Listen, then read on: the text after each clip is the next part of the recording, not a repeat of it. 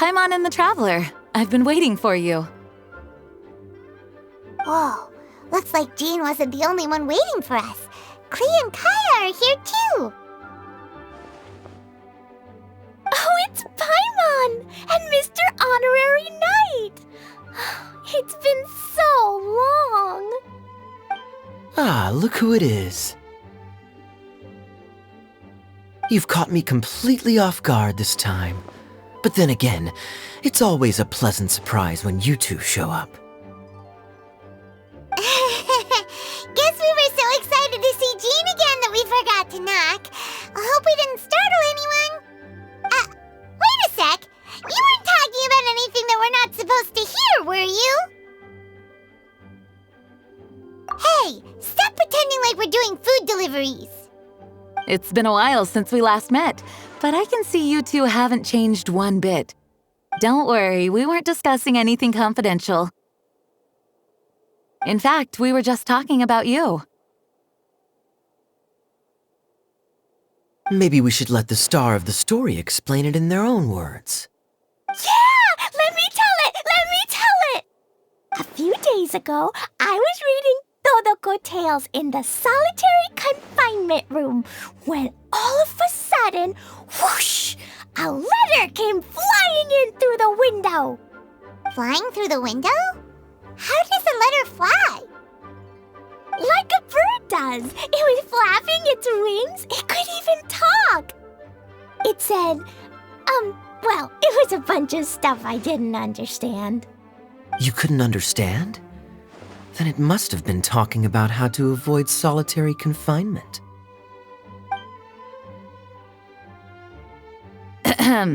Kaya? Just saying.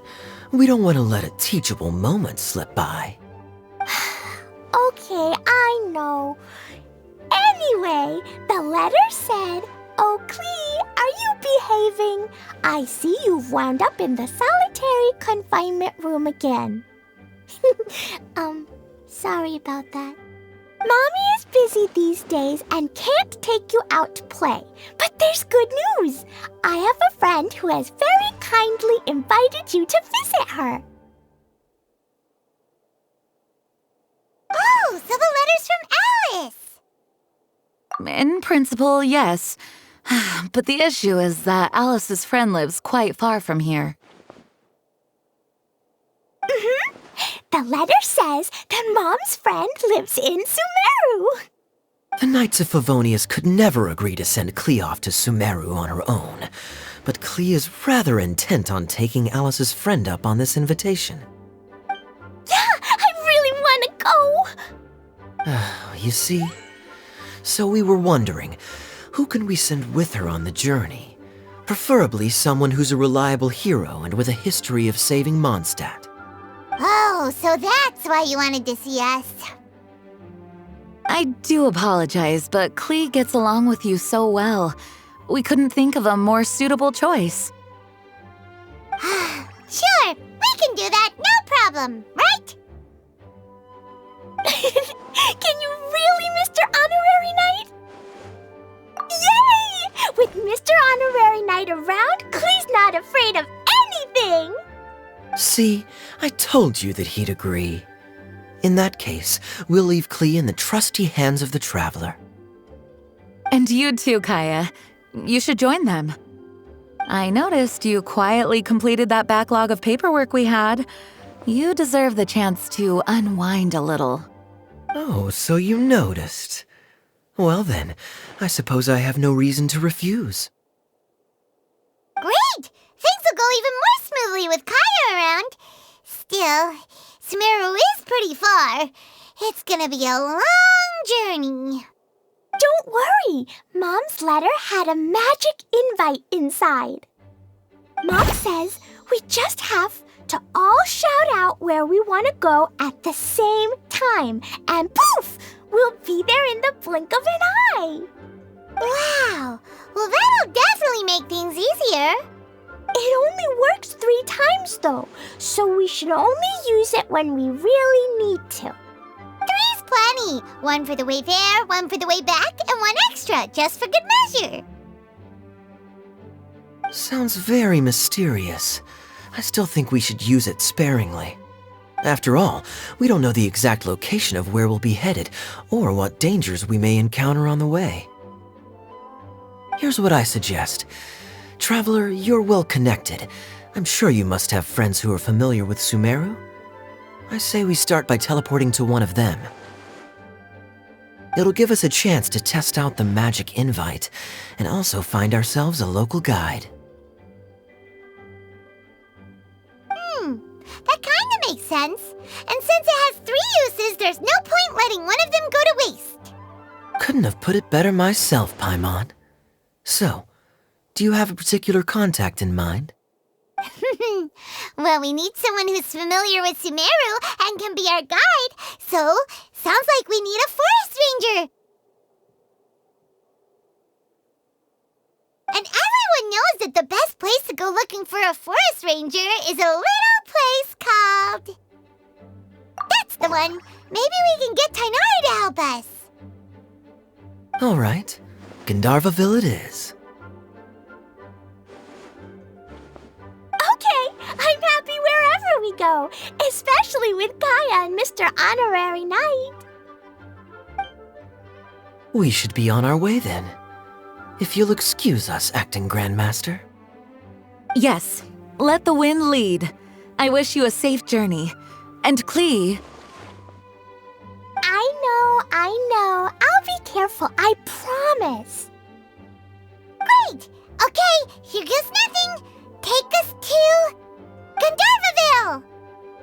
Gandharvaville. Grand Arbor Hill! Huh? No, it's not a hill!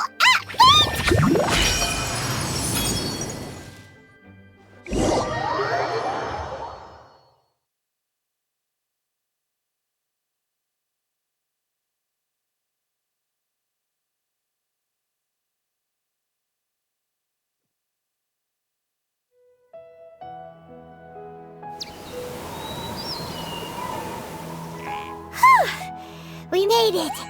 Paimon was sure we were about to end up someplace super weird. Sorry, it was an accident. It's okay, Klee. Good news is this magic invite really does work. Fascinating. One moment we're in Mondstadt, the next we're in Sumeru. So this is where Mom's friend lives? Wow, there are so many big flowers. Oh, and jumpy mushrooms! Oh, you ain't seen nothing yet. Sumeru's full of strange stuff like this. Like, Huh? Paimon doesn't remember seeing one of those. Wait. Are you talking about Paimon? Listen carefully, Klee. Those jumping mushrooms are called fungi. They may look cute, but if you get too close to one, it'll try to hit you with its cap. Really? Okay, well, I'll hit it back with my cap. And then I'll hit it with the hood on my jacket, too. I'll definitely win if it's 2 hats against 1. As long as playing with hats doesn't escalate to playing with bombs. But Klee's our friend, so we should be able to convince her to keep this trip explosion-free. Right? Uh-huh. I'll be extra careful not to blow anything up. I'll try my best. Aw, that's very good of you, Klee. You're being very grown up today. Yep, I'm super grown up. I'm already the Spark Knight. Okay, Spark Knight. Well, keep up the good work, because very soon we'll be introducing you to a friend of ours called Tainari in Gandharvaville.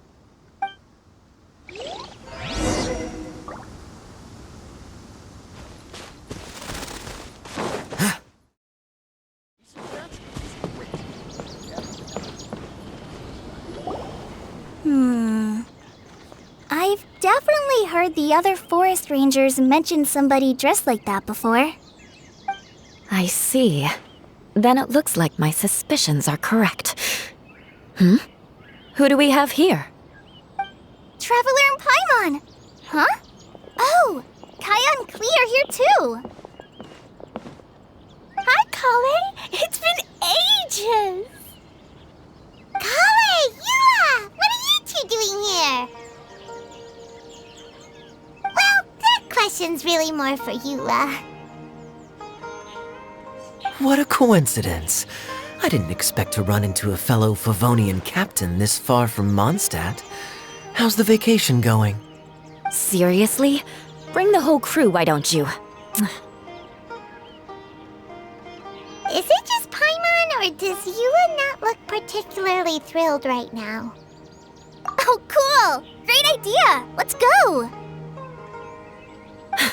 If you're trying to accommodate me, there must be some misunderstanding. I'm fine. There's nothing embarrassing about running into colleagues in the wild. But earlier you were... Great. Well, I'm sure there's a fascinating reason behind why you're all the way out here in Sumeru. Do share it with us.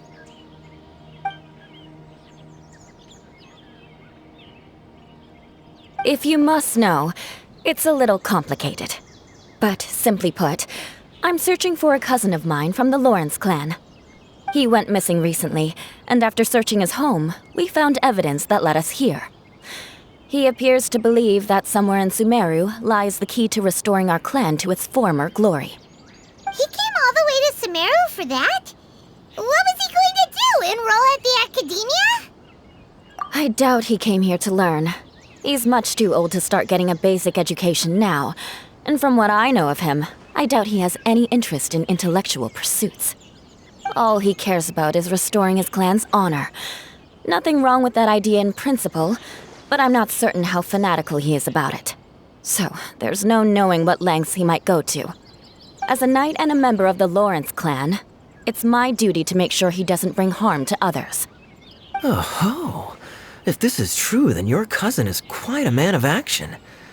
Traveling alone to Sumeru from Mondstadt is no mean feat. Nor is daring to make me personally concerned about his safety. He has no idea what's coming to him. You know, underneath it all, Paimon thinks Yula's a really caring person. Yeah, she's the best. She brought me some moon pie last time. He is family, after all. Anyway, I will make sure to find him and escort him safely back to Mondstadt. Now, back to you. How and why did you all suddenly show up here? I'm afraid that could be tricky. Master Tainari is still at Partis the Eye delivering his lectures. He isn't due back for a while. But I think I'll be able to help out. The description in the invitation letter is vague, but I'm pretty sure it's hinting at somewhere in the desert. The desert? Does that mean Mom's friend is from the desert? I guess I'll call her Auntie Desert for now. I remember Mahamatra Sino once told me a strange rumor about that part of the desert. They say there's a secret domain there that can make all of your wishes come true. Wait. He said I should just call him Sino. I keep forgetting that.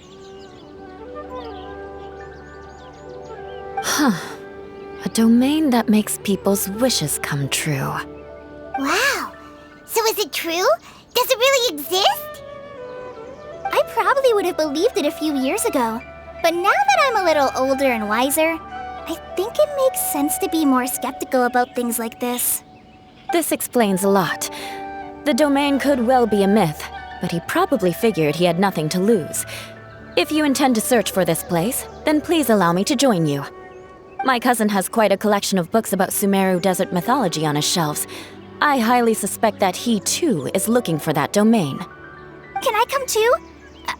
I think you might need me there. You'll definitely need a local guide while you're in Sumeru. And I think I have what it takes to be that person. Plus, it's a forest ranger's duty to bravely lend a helping hand to others in need. We have every confidence in your abilities, Kale. Our party grows bigger and stronger still. What say you to this, Captain Klee? I think it's super cool. I read in a storybook that On your own, you can only have a drop of happiness, but in a group, you have a whole ocean. So I'm sure Mom's friend will be super happy if I show up to visit and bring a whole bunch of friends with me. That's the spirit. In that case, let's get the magic invite to take us there.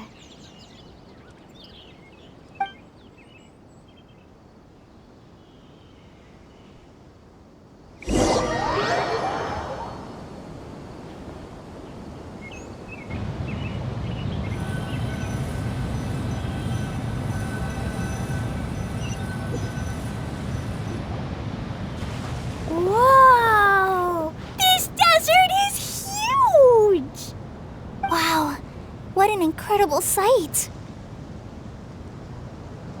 Yes, the scenery is quite magnificent.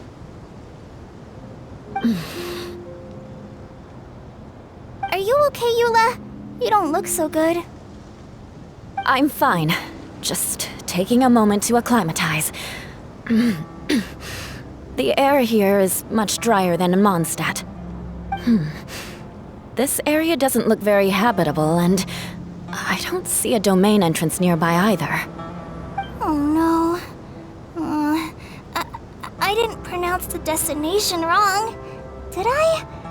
I mean, I don't think I did. Nope, you got it right. It definitely wasn't your fault. I said Gandharvaville wrong earlier, but we still ended up in the right place. Klee's right. We're in the right place. There's no doubt about that. Phew. Maybe the entrance is hidden under a sand dune. Who knows? We'll just have to start by looking around.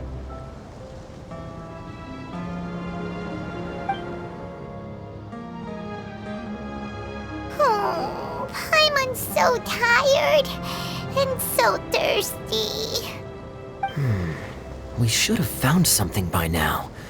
Unless there's a problem with the magic invite. Huh? How could that happen?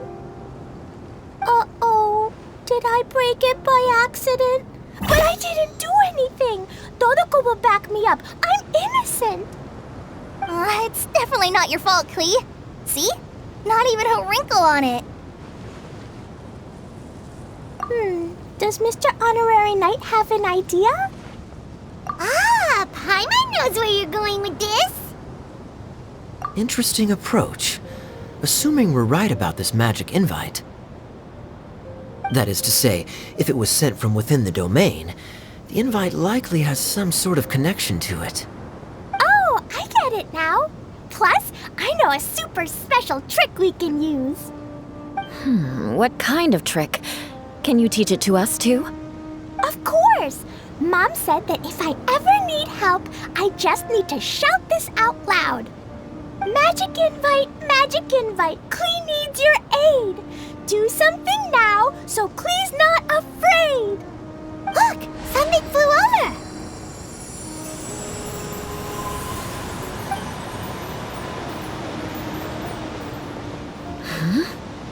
It looks like a bottle. Remarkably effective. That's one trick I'll be keeping up my sleeve in the future. You should make a note of it too, Eula. Absolutely not. It's not my style. I suppose bottles are pretty common in Sumerian mythology. So, is this supposed to be the entrance to the domain?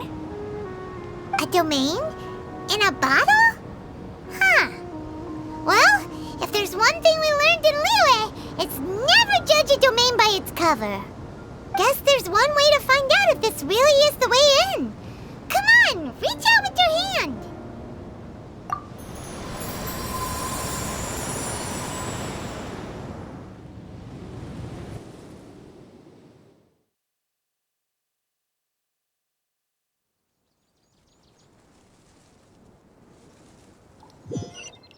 We made it!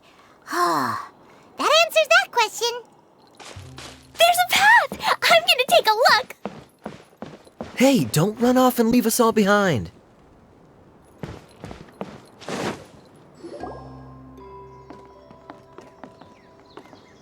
Look!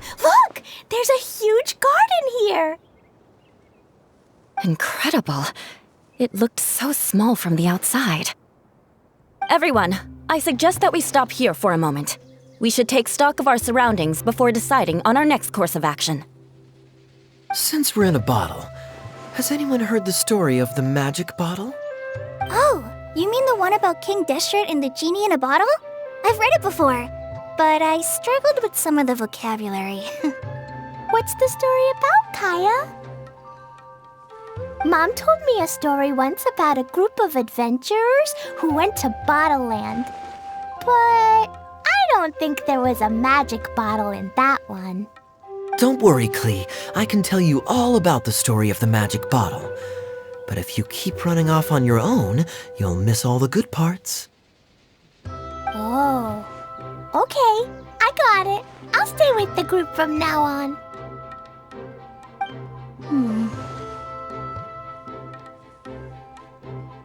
You sense it too, don't you, Kale? Something's not quite right. Yeah, the scenery here is beautiful, but it's too quiet.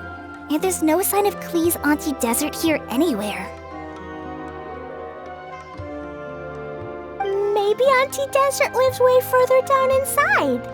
This place is super big, just like Fischl's Immer Nachtreich. We still have a long way to go. Guess we won't know until we get there. Let's keep going. Hopefully we'll meet her soon.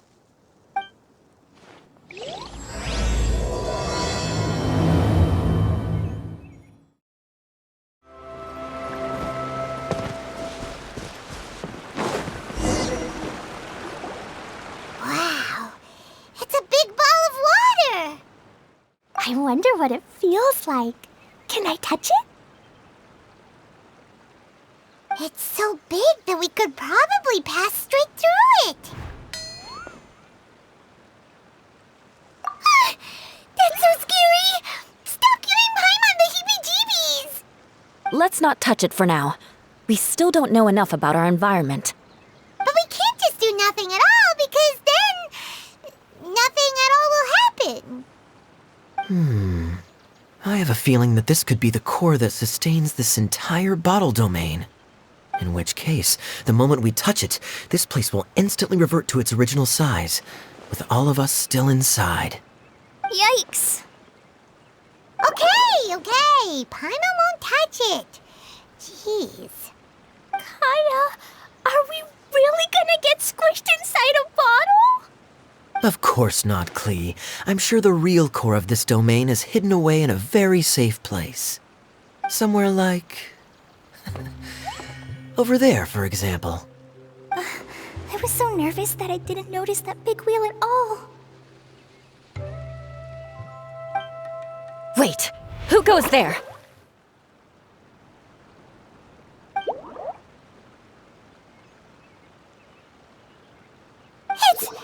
It's the water ball monster!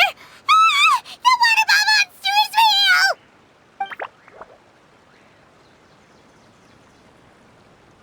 It doesn't seem hostile. In fact, don't you think it looks happy to see us? Really? You sure it's not gonna gobble up Paimon whole?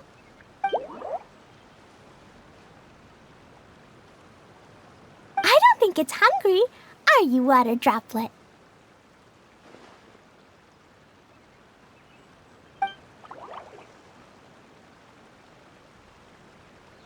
Oh dear. I don't know about anyone else, but I'm not understanding a word of this.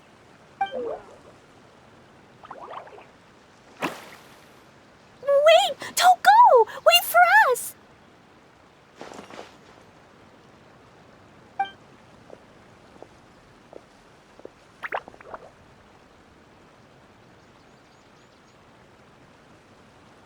Why'd it stop? Maybe it can understand us after all.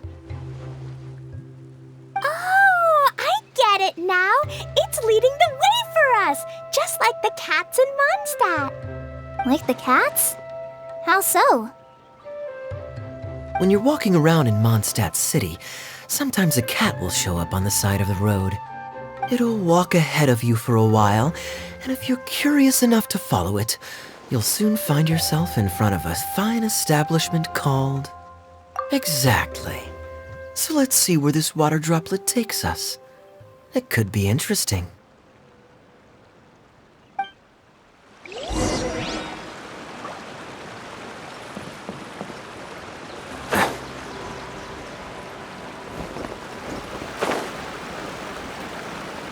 It went this way, right? Oh, hope we haven't lost it. Did the water droplet go into that cave?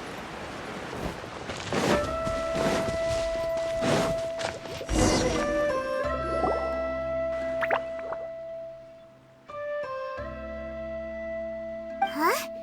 Another strange contraption. And there's a weird-looking wall over there. This kind of looks like that ball of water we saw earlier. Did the water droplet bring us here because it wants our help with something?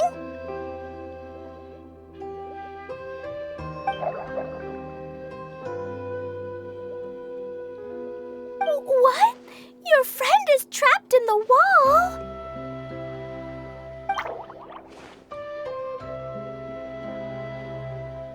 Don't be sad, Water Droplet. We're here now. We'll save your friend. You bet. But how are we gonna save them?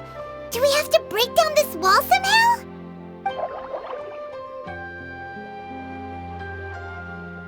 Nope, we can't do that. No breaking the wall. Do we need to find a key of some sort then?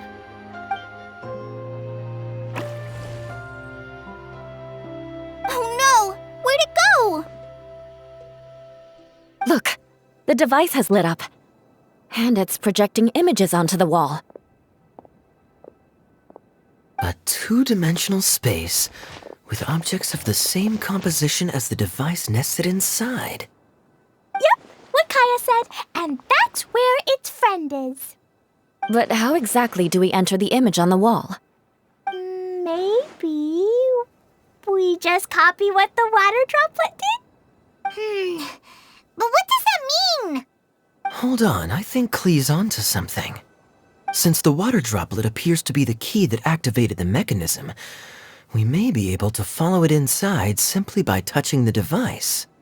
The principle is no different than how we entered this bottle domain. Fair enough. Okay, deep breath, then head in.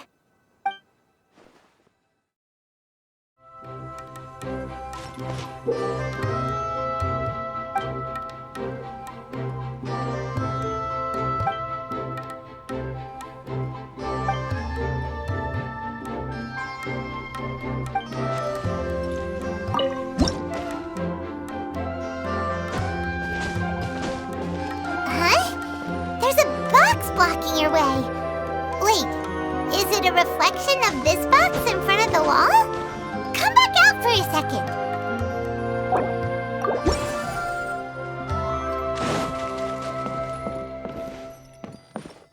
Aha! The box on the wall moved too!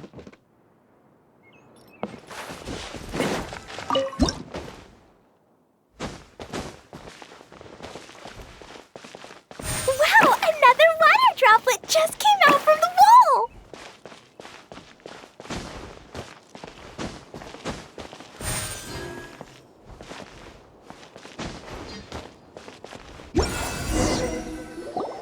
It was flat as a pancake in there, but as soon as it came out, it turned all plump and round.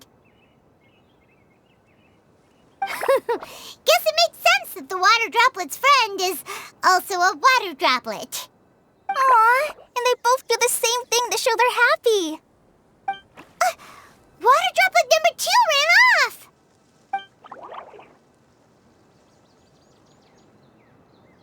It's saying thank you, Mr. Honorary Knight. That was a huge help.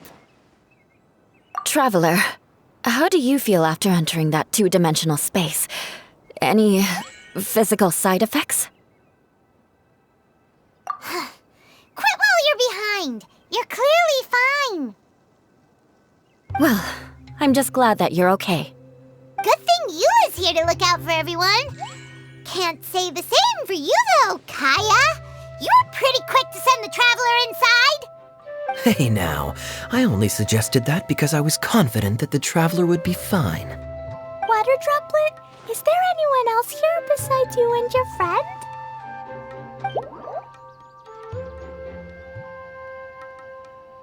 Yep, you know, anyone who looks like me or my friends.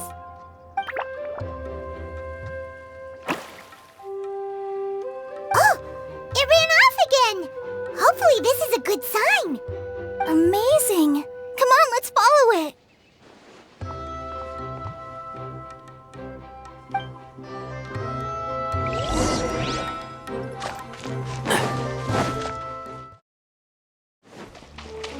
It looks like there might be a town up ahead. Huh. Maybe more people live in this domain than we thought. And maybe that's where Auntie Desert lives! Idea, the situation is now critical. Our window of opportunity to fix this is rapidly closing. I'm sure you've noticed just how much things have deteriorated in recent days. But even so... This is your home. Are you really going to let everything fall to pieces? Well, I live here, but it doesn't actually belong to me. Huh? Paimon knows that voice. Anyone else who comes into this domain in the future will take one look at the ruins before them and conclude that this place was abandoned years ago. But just imagine how different things could be if you maintain this domain in perfect condition. Whoever sets foot inside would witness a magical wonderland. How miraculous it would feel to them to find such unimaginable beauty in the middle of a lifeless desert. Oh, you're right, General. Truly, but... Act now while you still can. You have to stand up to this and break free from your despair. The most important thing is to have no regrets in the end. Well, no one chooses to have regrets, do they? But I take your point. I'll try my best to stop running away. But the question remains of where to begin. Paimon's figured out who it is. Is it Mr. Honorary Knight's friend from a faraway land? A divine priestess? What's that? Is it a kind of mage?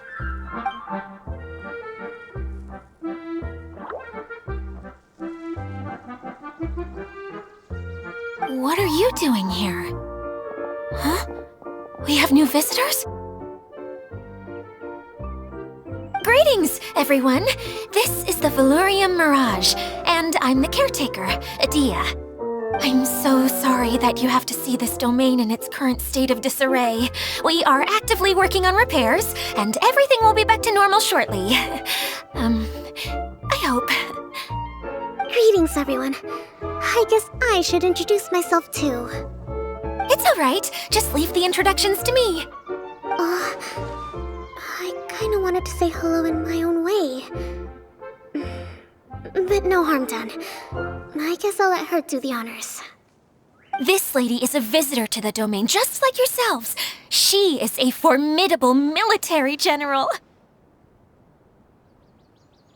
Have any of you heard of Inazuma's Onmyo Chamber? The, what chamber? Onmyo Chamber. It's an elite training academy for gifted students of Onmyodo. Practitioners are divided into 4 classes, A through D, and assigned the power of Shikigami based on their mastery of the art. Wait. This lady famously led the Class D underdogs to victory against the Class A favorites in the final mock campaign before graduation. An astonishing feat that few in the history of the Academy have ever achieved. Hence, formidable general is no exaggeration. Isn't that right, General? What's wrong?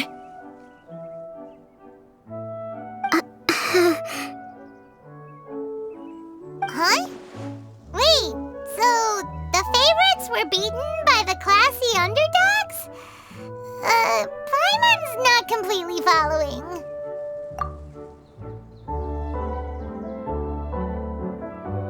That does doesn't sound like the divine priestess Mr. Honorary Knight was talking about. Uh-oh. Did she just get caught lying in front of someone she was trying to impress? Or maybe she uses a different identity in her private life, and this is the first time her friends are learning about it. Seems kind of embarrassing, but also kind of cool. I guess having someone else to introduce you is a good way to make an impression. Maybe I'd fit in better with everyone if I had a title too.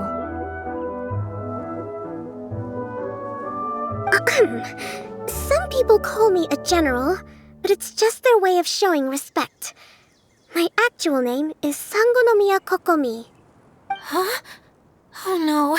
Sorry, my mistake, General. I mean, Miss Sangonomiya.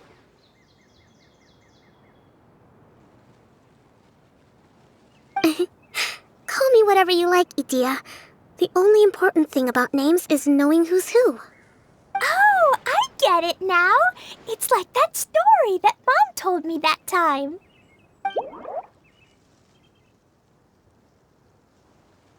Klee can explain.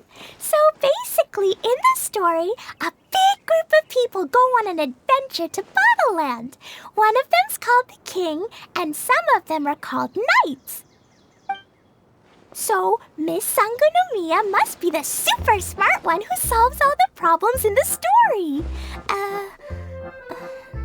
What's that one called again? Perhaps a sage? Indeed. Wisdom is an important attribute found in military generals. Okay, well, I'll just call you that.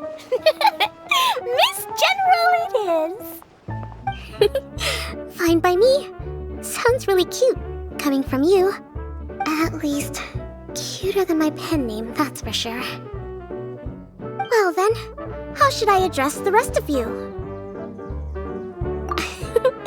How could I ever forget you?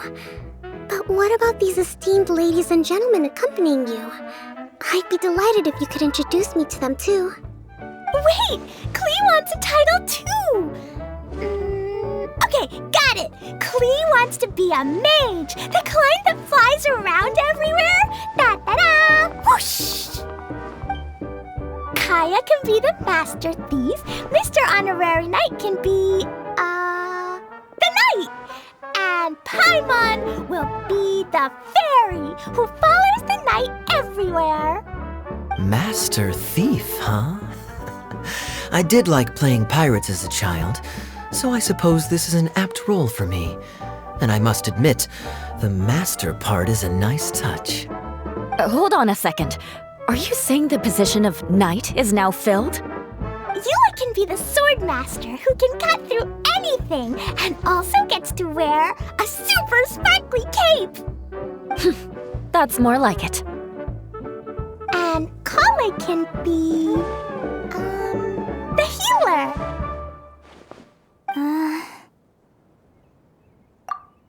No, I don't mind. Healer is a great role. I just don't know if I'm qualified to be one. Whenever I'm thinking of titles for myself, I usually imagine myself as an adventurer or musician. I never thought I could be a healer. I mean, it feels like it should be Master Tainari's role, if anyone's. Don't worry, Kale. You'll be the bestest healer ever. You don't talk much, but you're very kind, just like the healers in Mom's stories. You'll do fine. I heard you're good with bandages. You can patch up a wound, can't you? I can pitch a tent. Maybe you heard wrong? But I'll do my best.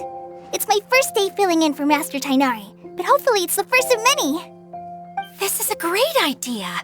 Once a new visitor arrives, they can assume a new identity, then add in some role-playing. Oh, we can't leave you out, Miss Adia. There are lots of characters in Mom's stories, but you don't remind me of any of them. That's perfectly okay. I already have a role here anyway, remember? I'm the caretaker. I got it! This wasn't in any of the stories, but you can be the mascot. Mascot?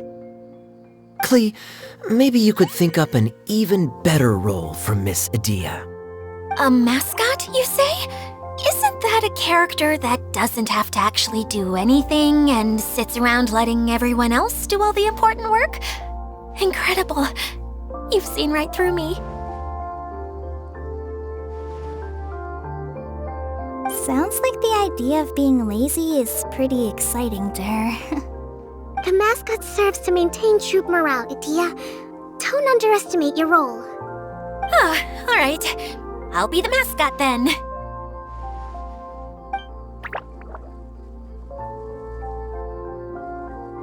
That's right. Thank you for bringing these new friends here safely. You can go off and play now. Thanks, Water Droplet. See ya!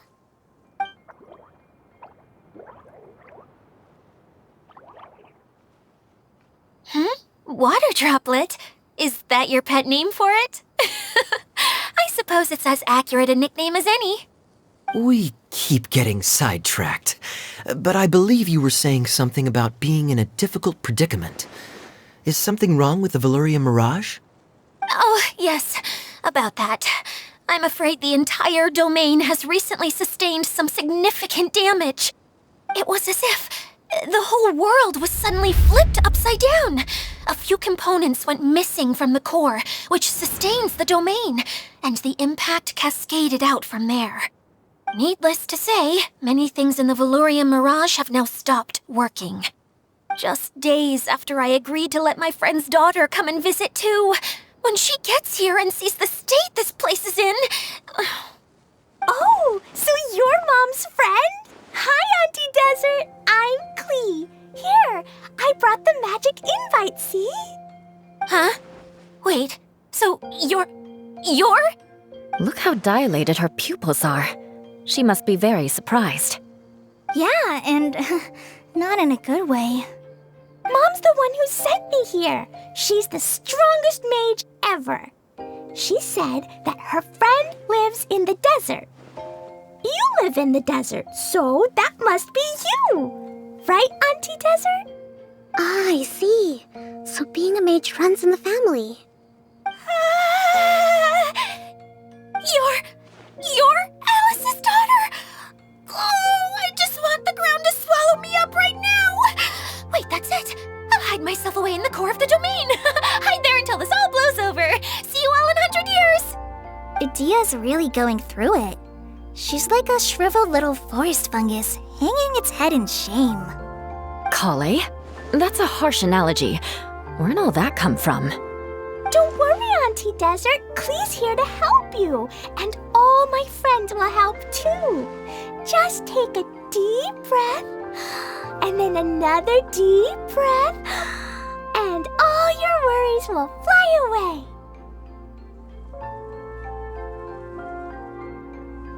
Yeah, don't you worry. Sir Fix-a-Lot over here has a good track record with this kind of thing. Well, I'm useless, but it looks like that won't matter with all you capable people around. Fantastic. Don't put yourself down, Adia. You're great too. Thanks for your encouragement. Anyway, for the time being, please talk amongst yourselves. That'll give me some time to think things through and maybe make a start on, delegating.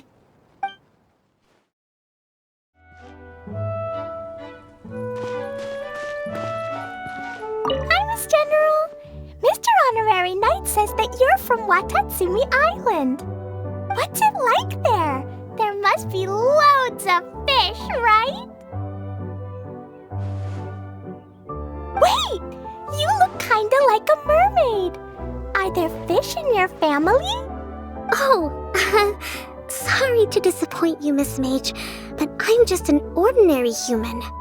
I have lots of great stories about Watatsumi Island, though. Come on, let's enjoy the scenery while I tell you all about it.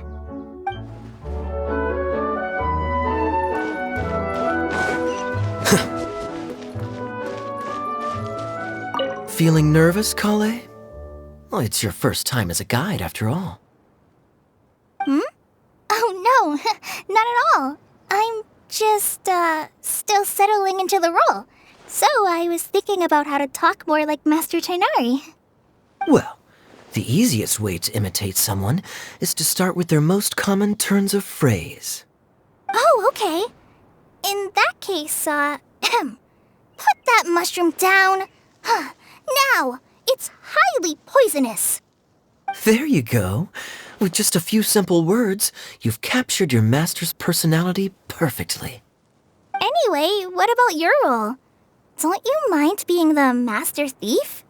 It doesn't sound like you're one of the good guys. Maybe not. Until you factor in that I only steal from the enemy. I think that's enough to make me one of the good guys. Don't you? Oh! Fair point, fair point.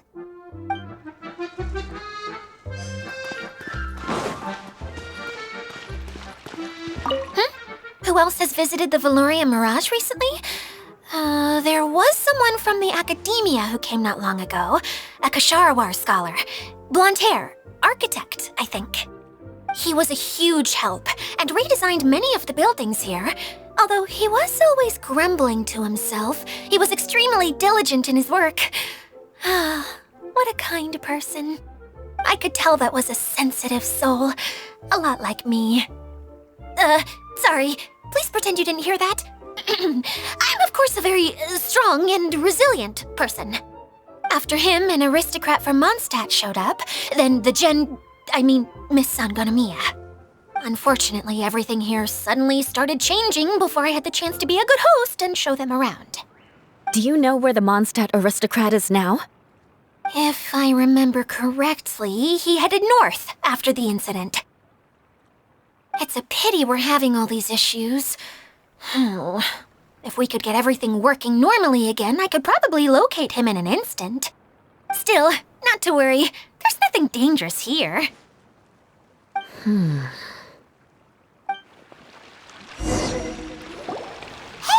Idia, you got an update for us? We've all caught up with each other. Very well. Then please allow me, Idia, your mascot, to explain exactly what's happened here.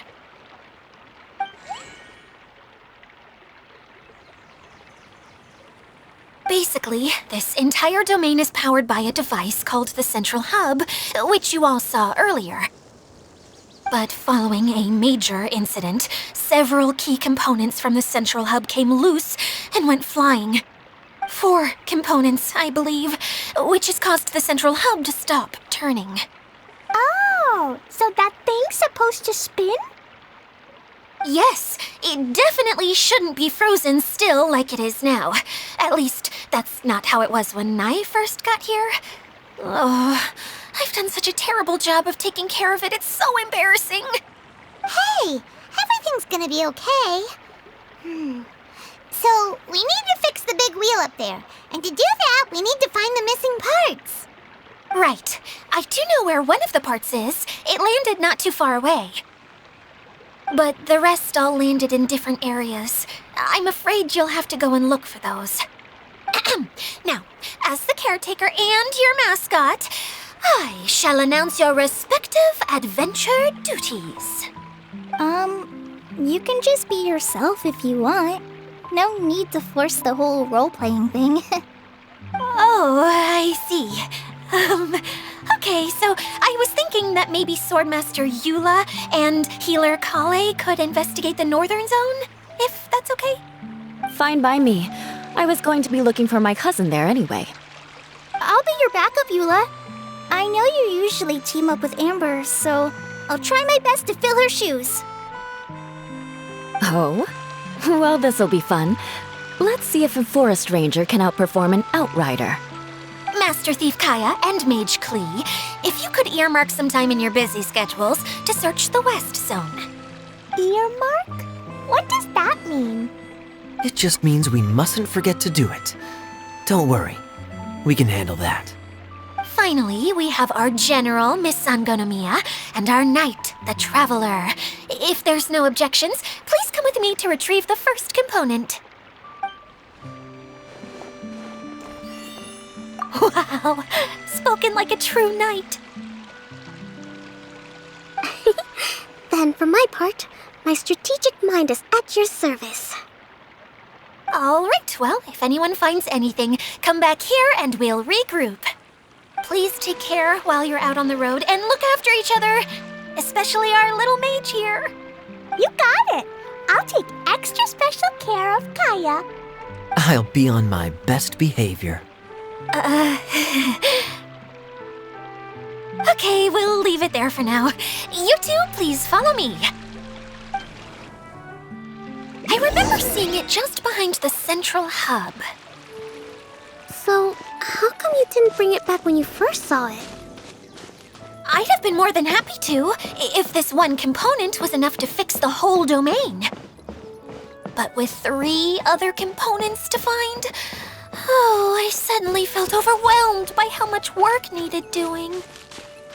Paimon kinda gets that. Taking the first step is always the hardest part.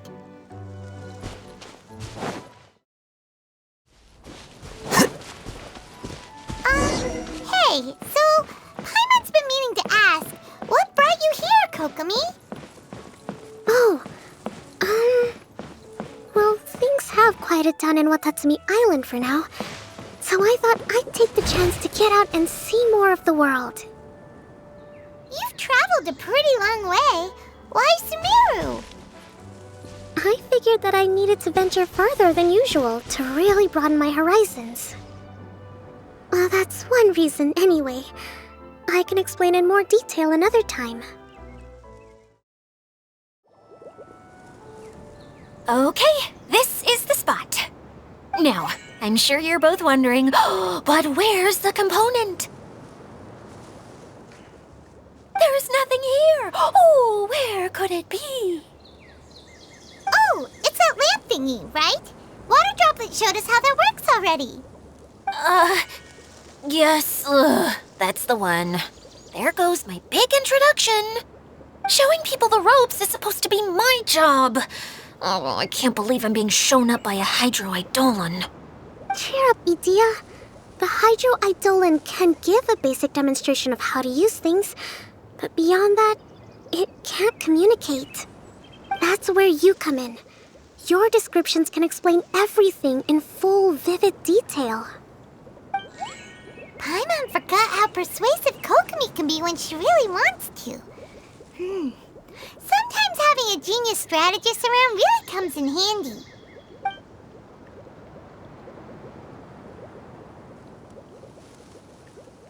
Oh, well, if you put it that way.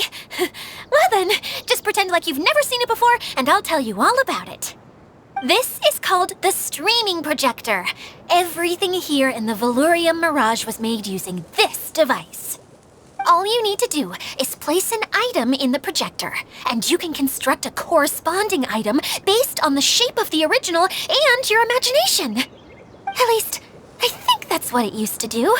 With the domain in its current state, only its most basic functions are still operable. Okay, not quite that basic. At the moment, it's only able to show 2-dimensional objects. I call them preprints. Think of it like a sort of draft or blueprint or something. So you're saying the component fell into the preprints? Yes, exactly. I'll leave you to go in and physically retrieve it. Well, I'll be out here rooting for you by doing a motivational dance. Really? No, sorry. I feel like I have 2 left feet when I try to dance. I guess I'll just find a place nearby to sit and wait patiently for you. Hey, come on! Cheer up! We'll handle everything from here!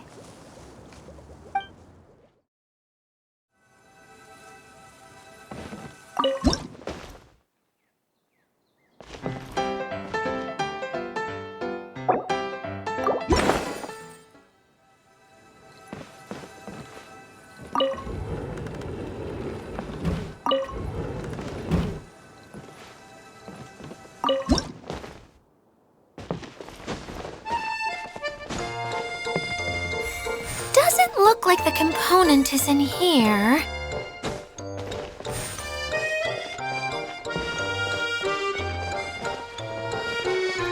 Yes, that's the one! in. Now you just need to bring it back out. What is this thing anyway? Some kind of gear?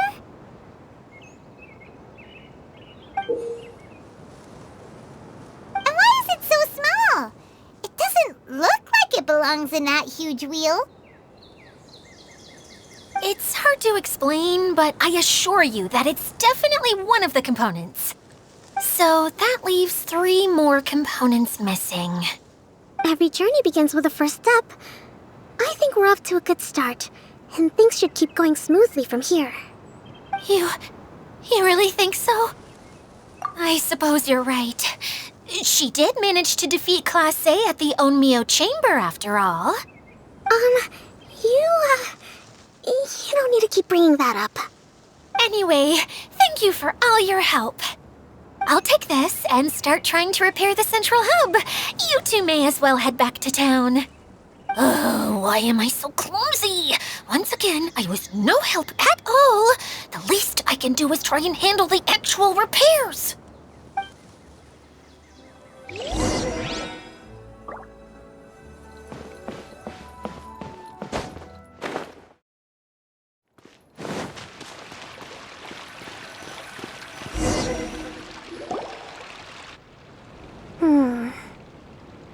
What's wrong, Kokomi?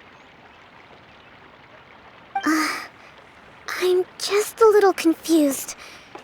You mentioned that the water droplet showed you how to use the projector? Can you tell me a little bit more about that? I'm so curious to know what happened. Oh, sure! I see. Hey, look! The wheel is spinning now! Oh, and now it's stopped again! Well, that didn't last long. It also wasn't spinning at the right speed. Before the incident, it spun much faster than that. Oh, so you saw it back when it was still working? Yes, I arrived here a little earlier than the rest of you. But the incident took place not long after I entered. Like Idia said, it felt like the world was flipped upside down. Well, I don't know how else to describe it. And I certainly don't want to experience it again. No, it's no use. Seems it won't run until all the missing components are returned. For a moment there, when it started turning, I got excited. I thought that maybe the hub can work just fine without the other 3. Wishful thinking is only going to lead to disappointment, Idia. Let's stick to the plan. We'll get there. Hey, Mr. Honorary Knight and Miss General are here. Oh, and our mascot. You beat us! I was sure we were gonna be the first ones back. Hey, how'd it go?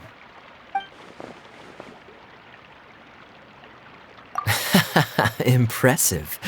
I doubt you'd find many other knights of such caliber even among the Knights of Favonius. How about our master thief and mage? Did you find anything? You bet! We made a huge discovery! The place we were trying to get to was blocked off. We couldn't see anything past it, and there was no way around. But then, just now, a huge canyon appeared out of nowhere, so we hurried back here. It appeared just now? Come and see, Mr. Honorary Knight. Let's go on a canyon adventure. I'll sit this one out. I'm beat after trying to make those repairs. I need to take a break. Miss General, you should come too. You can hide behind me and give me smart advice while I protect you. Wonderful. It would be an honor to serve as advisor for our young mage. Let's go!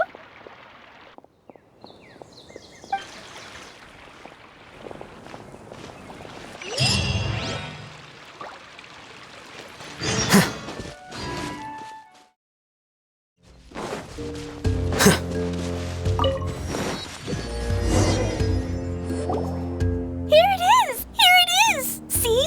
This canyon wasn't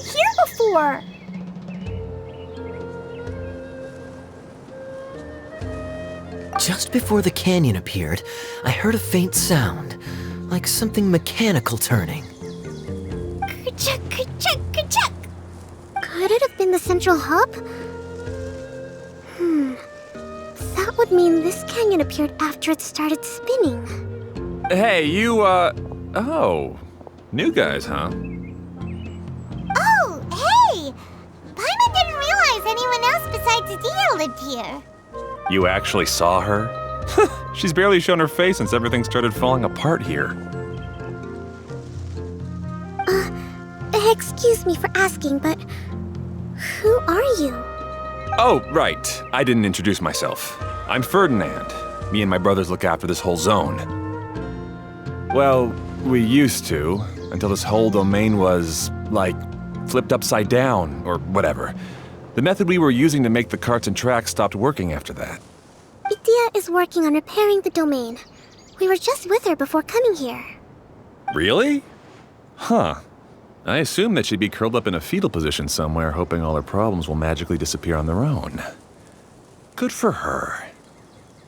Anyway, I checked all the stations around the whole circuit. They've all conked out. Conked out? How? Would you mind elaborating a little for us? But aren't you just travelers who stumbled upon this place by accident? Nuh-uh! I'm Mage Klee, Adia's helper. A mage? You?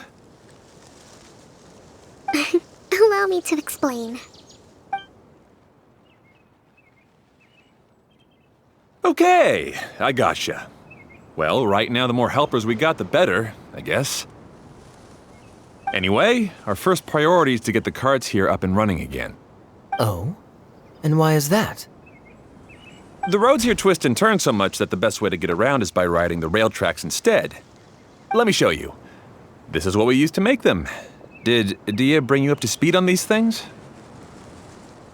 Yep. Basically, we need something that we can put inside that'll make a cart for us. Like what? Can it be anything as long as it looks like a cart? Yeah, you could put it that way. But one other thing is that it has to be compatible with the tracks. So, something like a sedan chair, maybe? But I'm not sure we have all the materials required to build one of those. How about you, Traveler? Any ideas? What kind of a suggestion is that? That would be way too complicated to make. Yeah.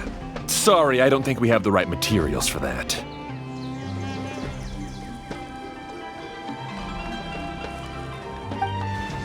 Really? Hey everyone, come and see what Klee made. Ta-da! Look! I made a cart! Wow! Amazing work, Klee! Whoa! It fits the track like a glove, too. Plus, it's a heck of a lot cuter than the ones Adia made.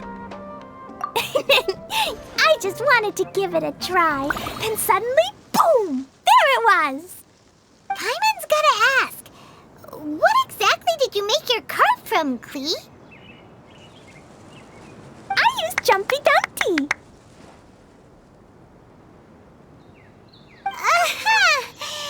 Thought so.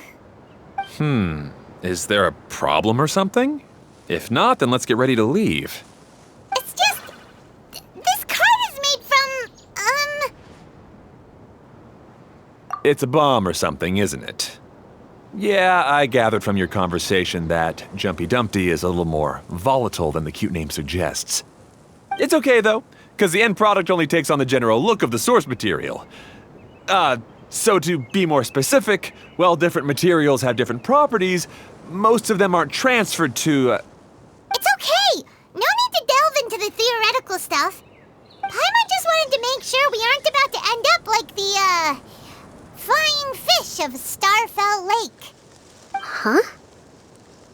Can we ride the cart now? In a moment. We need a hydroidolin to power it up first.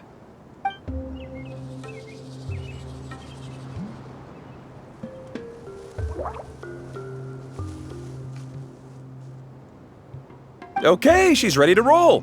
Hop in.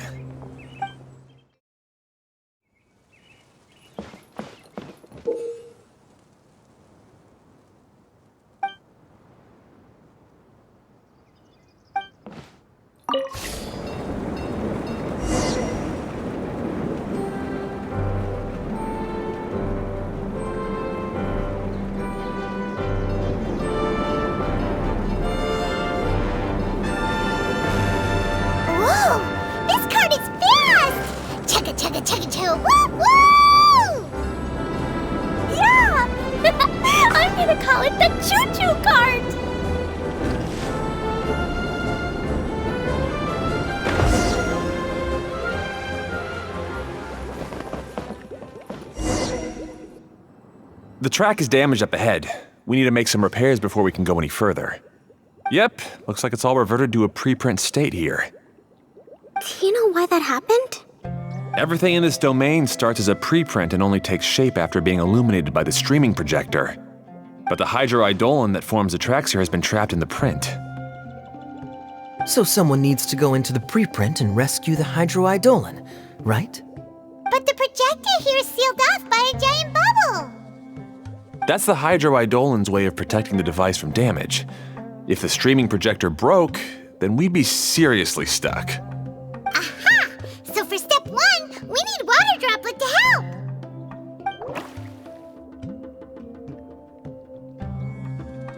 Aw, it seems to really like that name.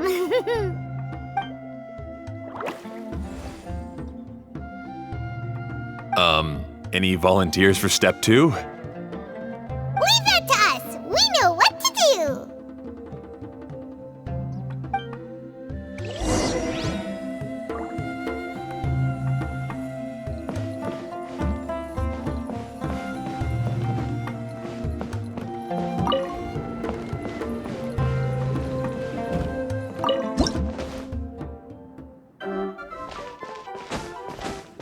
Ah, so the hydroidolin was locked up in that chest.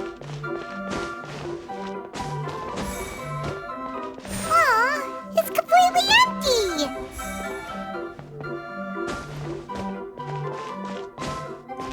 Yay! We saved 2 water droplets now.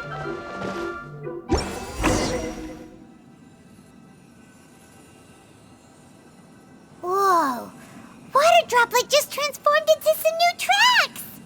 Good. Let's keep going then.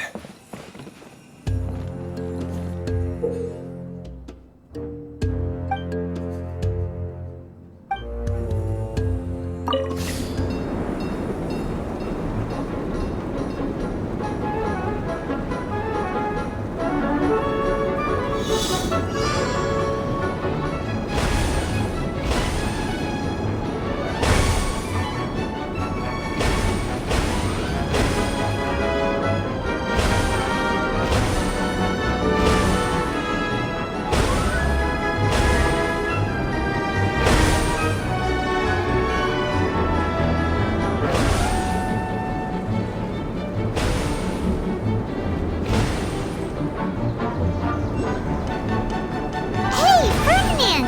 You mentioned that you managed this place together with your brothers. Did you mean that your brothers are Water Droplets? No, the hydroidolins are like helpers here. As for my brothers, well... those 2. You'll meet them soon enough.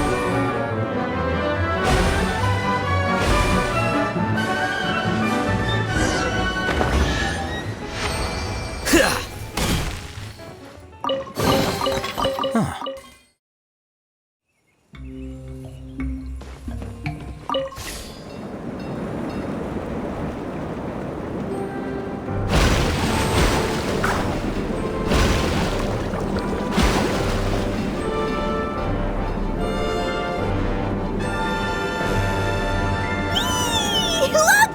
Klee can fly just like Paimon now. This is way more exciting than how Paimon usually flies.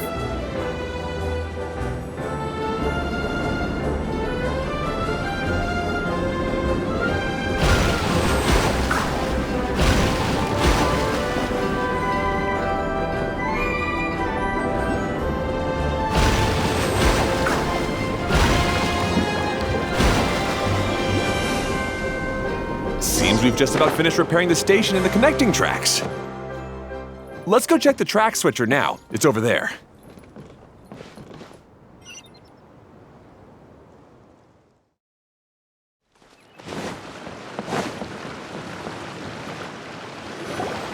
Oh, there's another spinny thing here. It's so big. But, not as big as the one we saw in the middle of this place. That one was huge. I bet it's something super important. I remember what Kaya said earlier.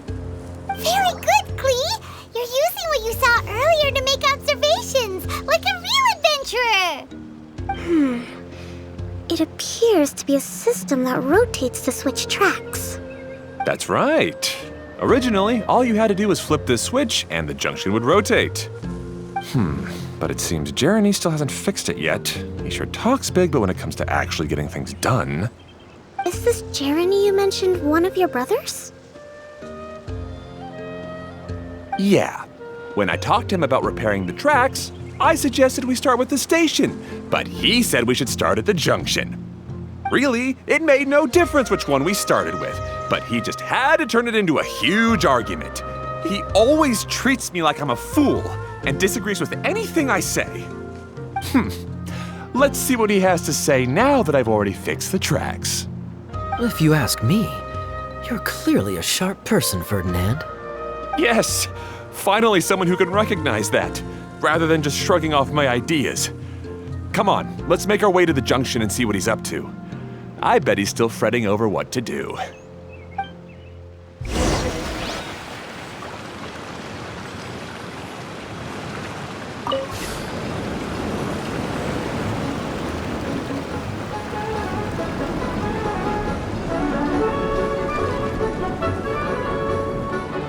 Sometimes I can't help but get angry just thinking of Jeremy.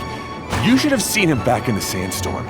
I suggested we go east, and he argued that we should go west. You were in a sandstorm?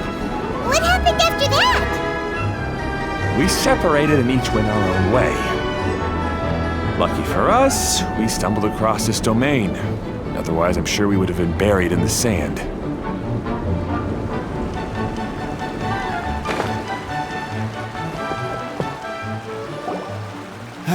Everything will get better once we get the switcher working again.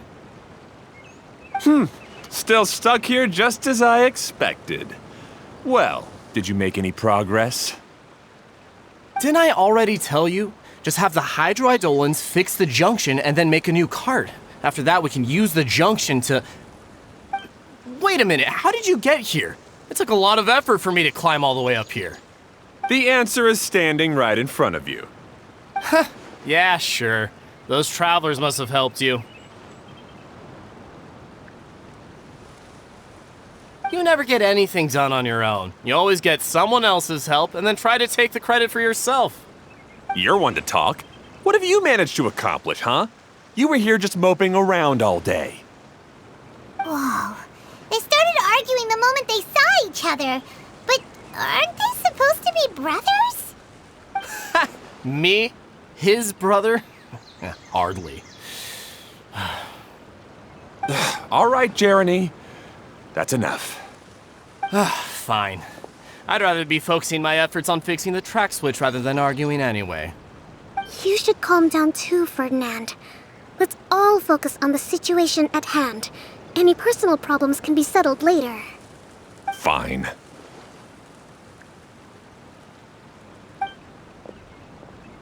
I'm sorry you had to see that. My name's Jeremy. I'm one of the people responsible for taking care of this area. I assume you're the ones who helped repair the tracks. Thank you very much. It means a lot. No need to thank us. We're just trying to help Edea restore the domain. I see. Now that you and Ferdinand brought the cart up here, we'll need the hydroidolins to fix the area below. Them again, huh? Seems the hydroidolins are really important around this place. Yes, of course. Not only do they keep the junction turning, they operate practically everything else in the domain too.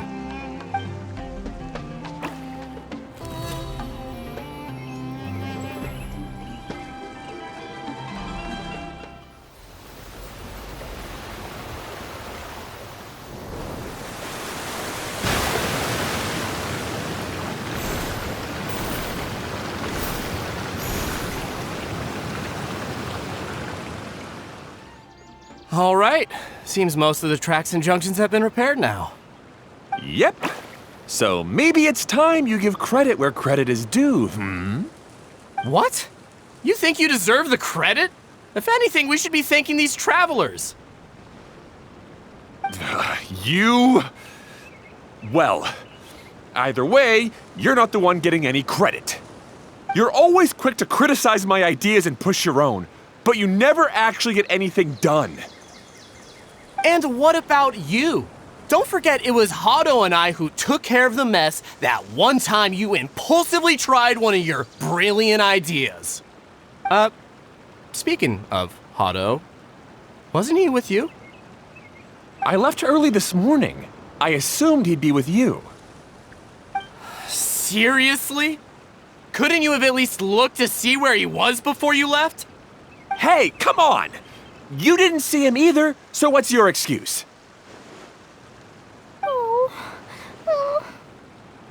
Klee? I don't get it. Nobody did anything bad. Why are they arguing? I just don't like his smug attitude, that's all. Who are you calling smug?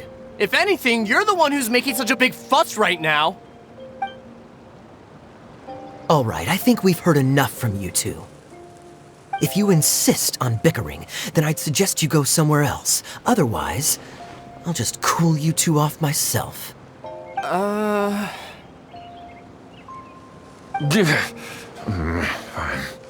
Now, come with me. I'd like to have a word with you. Phew. Don't be upset, Klee. There are many complicated situations in this world which don't always have a logical explanation. As a passing traveler here, it's not my place to comment on their disputes. But in my experience, family issues can be the toughest to resolve. Seems you don't like dealing with this kind of thing either, Kokomi. But it's still not right. I don't know how to explain my feelings. I'm sorry. We've calmed down. You shouldn't argue in front of a child like that. We're sorry, Klee. It's okay. Back to the topic at hand. Weren't you about to go look for your brother Hado? Ah, right. Our best guess is he's somewhere around the torrential twister. We would have to use the junction to send the cart to another area. Sorry to trouble you again, but would you help us find him? Oh, all right. Hey, come on, you two. You're brothers after all. Can't you try to get along?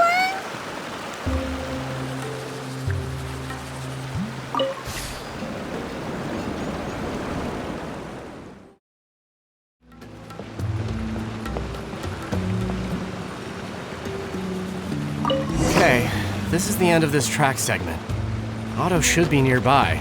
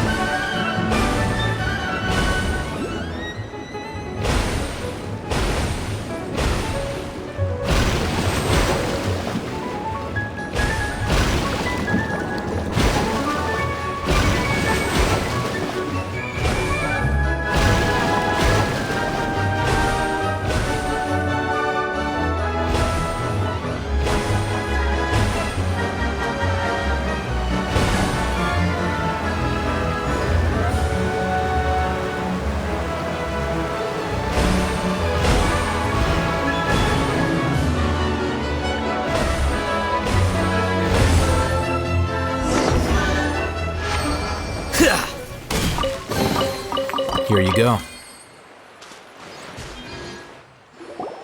Ah, I guess you had repaired the tracks and stations as soon as I saw a cart come zipping along.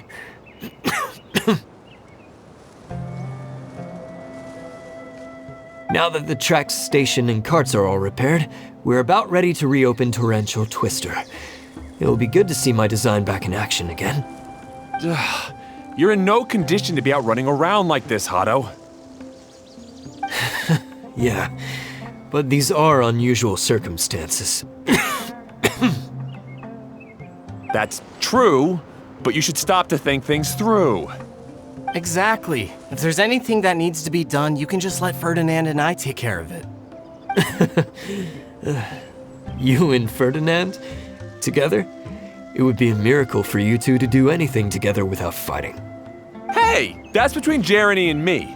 No need to add fuel to the fire, okay? I'm not trying to make trouble. I'm just saying. Hey, Ferdinand? Oh, don't worry. We're not arguing, Klee. We're just, discussing some things. Are you and Jeremy worried about Hado? Why don't you just talk to him about it? Kaya's also worried about me sometimes, but he doesn't ever criticize me. You're right, but our relationship is much better than these guys. Well, our situation is a little different. Really? How so? We've been through this kind of thing before. If we didn't warn Hado, then he wouldn't take it seriously and something would eventually happen. As his brothers, we have to help him. But it doesn't look like you're helping. Huh? Maybe Klee doesn't understand everything. But my mommy told me that you help someone to make them feel happy, not to make yourself happy. Hado sure doesn't look very happy. Why don't you ask him what he needs? Klee's right, you know. You three need to open up and talk things through. You are brothers after all.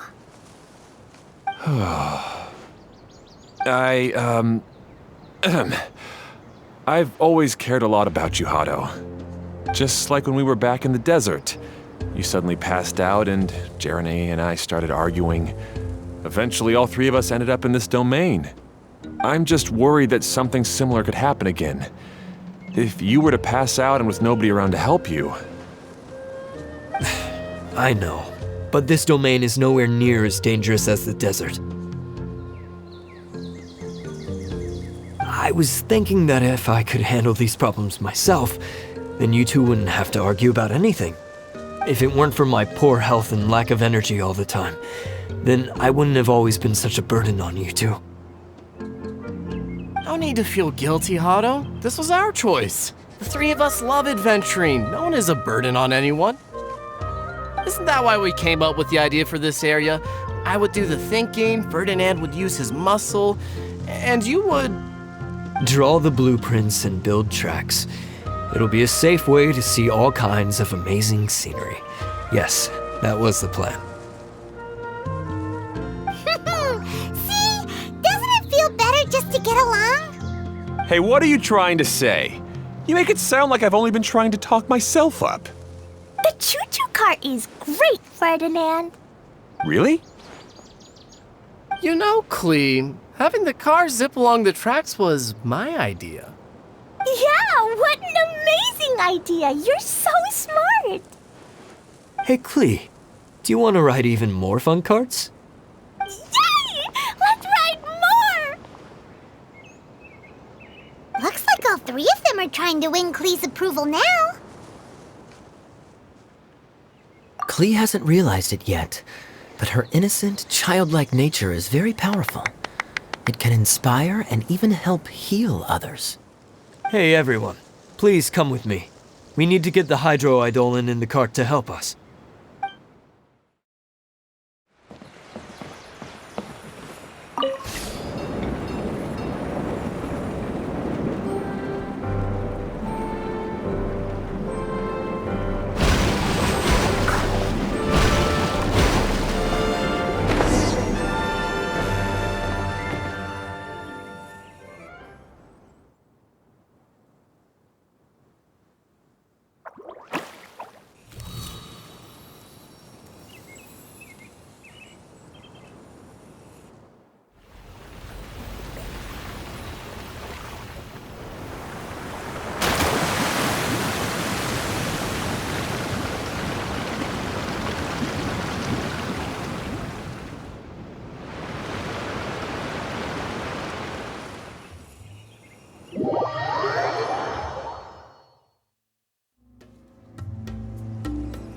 Good. Torrential Twister is ready to run now. Let's go to the station at the start of the trek. Hato and I have double-checked everything. It's all operating safely. You can go for a ride now. Hold on a sec. Before we say goodbye, I have something I'd like to give you all. It's a rock climbing rope. We used it on our adventures to climb mountains and traverse many places. Huh? But doesn't it mean a lot to you? Are you sure you want to give it to us? Yes, of course. Please take it. Thanks to Klee and everyone else's help, we realized that there's a special bond that keeps us together. Even though it's invisible, it's even more important than rope. We can always hold on to it through tough situations. Huh? I helped? Yes, Klee. You were a big help. Even bigger than that huge thing in the middle of this place? Yes, much bigger. Wow, that's huge! I'm so happy. By the way, have you ever seen anything like the choo-choo cart in the outside world? Nope. Today was the first time I rode anything like it. Is that so? I guess I'm not surprised. Seems you won't find Torrential Twister anywhere else. Be sure to come back and ride the choo-choo carts again while you still have the chance. Yep, I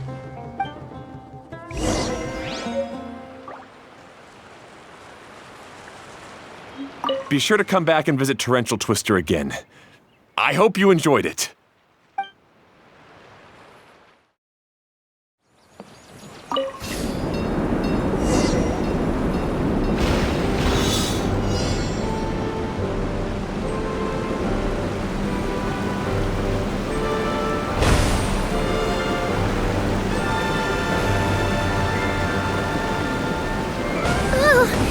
This is even higher than I expected. The drops are pretty steep too. Are you okay, Kokomi? If you're scared, just yell and let it out. We won't tell anyone. What happens in the bottle domain stays in the bottle domain.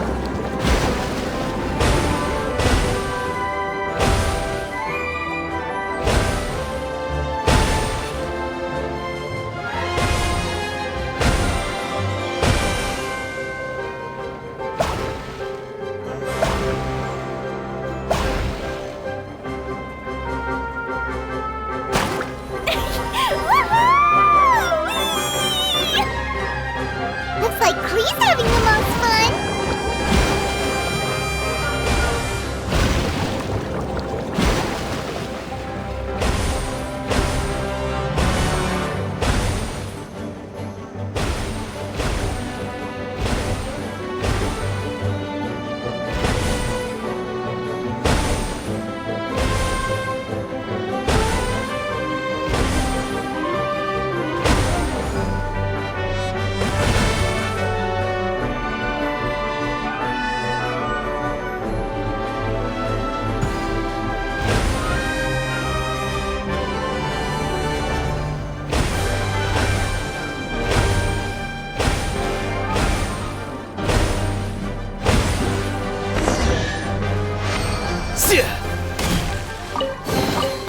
Don't let any of it roll away now.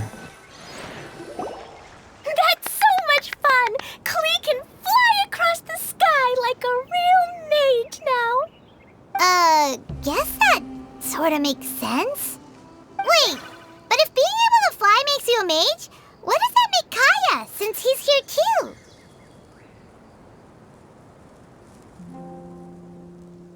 Nothing! Kaya's just the master thief!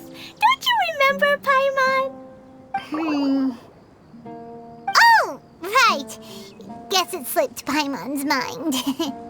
Sorry to bother our young mage, but there's something a master thief would like to report. Do you still remember our mission? Uh-oh. I was having so much fun that I almost forgot. We're supposed to be helping Adia look for the missing components. But don't worry, I've already got one. You mean you snatched it when we weren't looking? I didn't have to go that far. In fact, the component we were searching for was actually that orange rope. If anything, you could say it came right into our hands at the right time. Let's head back and give it to Adia. Aw, do we really have to go? Okay. Even though I want to keep playing, I know Adia is really important. That's our wise mage. Don't worry. Tonight, you'll be able to see stars in the water and watch fish dance in the sky. Seems Kokomi's out of it after that ride. Her face is completely blank and her lip was trembling while she was speaking. Maybe we should have a rest for a while. I thought I was keeping my composure pretty well. Don't worry, my mind is always spinning. I'm used to this. We should head back to Idia. How about we hold hands, Miss General? Klee will give you energy.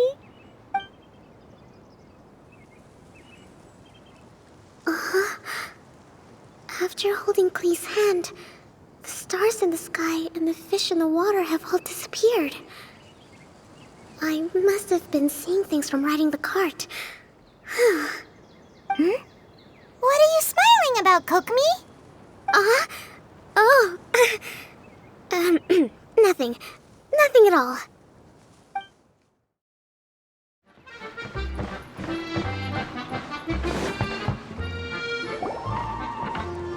Welcome back! Well, any good news? Oh, don't tell me! You've taken care of all the problems and now I don't have to do anything? Yeah, we even rode the choo-choo cart. Do you want to come ride too? But maybe you'll have to wait till tomorrow. I'm a little tired now. Seems she had a little too much fun and now she's about to crash. I think it's time for a rest. Good idea. I think we could all use some downtime. Thanks for giving me some energy, Klee. Then we'll see you later.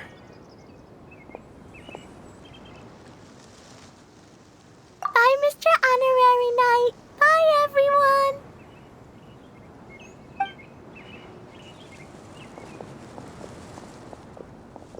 Well, it sounds like our young mage enjoyed herself.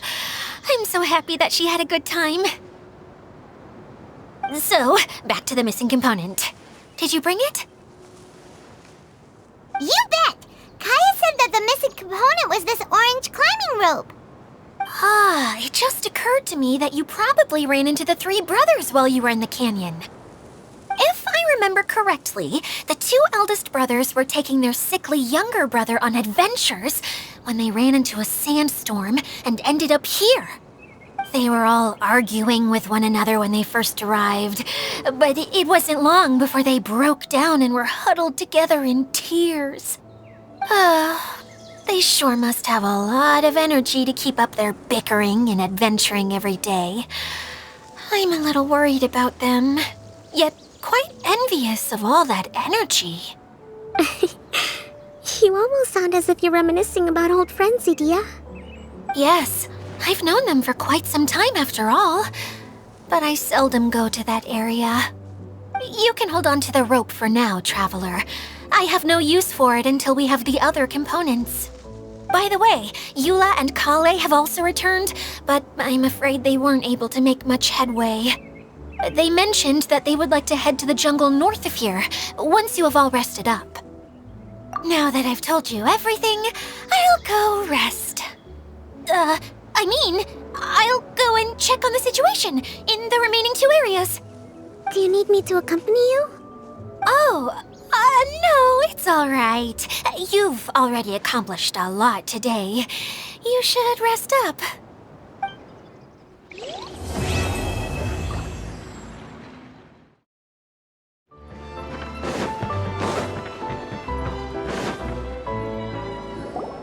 Hey, Kale and Eula! Oh, Adia is here too! Hey, it's the Traveler and Paimon. How are you? Did you rest well? Yep, this is a comfortable place to rest. I guess that's one thing here that's better than the desert. But other than that, there's not much going for this place. Saying things like that isn't going to help, Adia. But it's the truth. The desert is full of terrible memories for me. Being there was like wading through thick mud. That's a weird way to put it. Actually, if you hadn't mentioned it, Paimon would have already forgotten that this domain is in the desert. I know what you mean. The air here isn't at all like the desert. It's very humid, almost as if we're in the rainforest. It's a very familiar feeling for me. Everyone looks well rested. If you're ready, we can start making our way to the jungle north of here. Good luck, everyone! I'll be rooting for you! Hold on. I said we, didn't I? No need to say goodbye, because you're coming too. Huh? But wait, I'm just the mascot! You can't back out this time, Adia. The manager of the fairgrounds is waiting to see you. She said Adia is the only person who could help. Yes, Kale and I discovered a fairgrounds in the forest. The person in charge of it seems to be a Spontamod scholar. A scholar? But what's she doing there? Researching the forest ley lines? Oh, I wish there were ley lines here that I could ever study. Anyway, I know who you're talking about. I'd better come along then.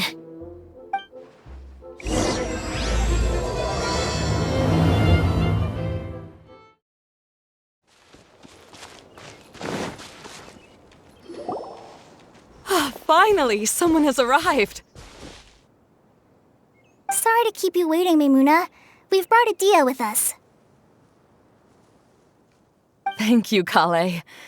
It's been quite some time since I've seen you, Idia. To be honest, I didn't think you'd actually show up. If anything, I thought you'd be curled up somewhere crying alone. Hey, you shouldn't be saying things like that. Doesn't seem to be the first time Paimon's heard someone say that about Adia, though. You wanna see me cry? Fine! I'll stop crying right here! No, please don't! All right, I shouldn't have said that. Now, who are these two? And Paimon is Paimon! They're reliable helpers. Lucky for you that I found them. You'd better be more careful about how you speak to them, okay? Of course. Good to meet you. You may call me Maimuna. For the sake of time, we should forego the usual pleasantries. Please follow me.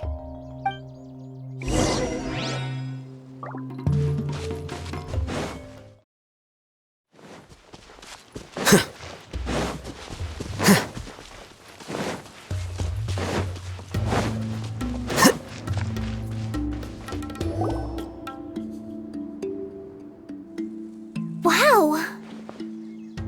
Look at that huge tent! Amazing, isn't it? I helped make it. What fun would a fairground be without a tent, right? Really? Paimon knew you couldn't be so pathetic. You just act modest all the time to hide your actual abilities. Huh? What is it, Kale? Sorry. I'm not sure if I should tell you. I'm afraid it might dampen the mood. That's not important. Please, just speak your mind. Well, there are lots of vendor booths set up here, but there's no one running them.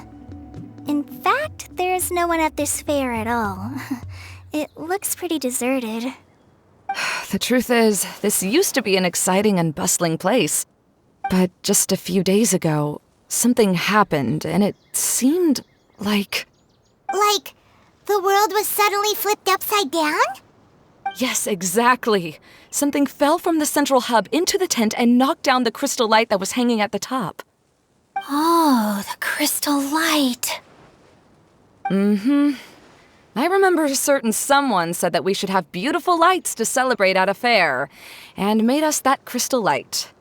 But once the light fell, the tent became a complete mess and the Hydro-Eidolons were trapped inside.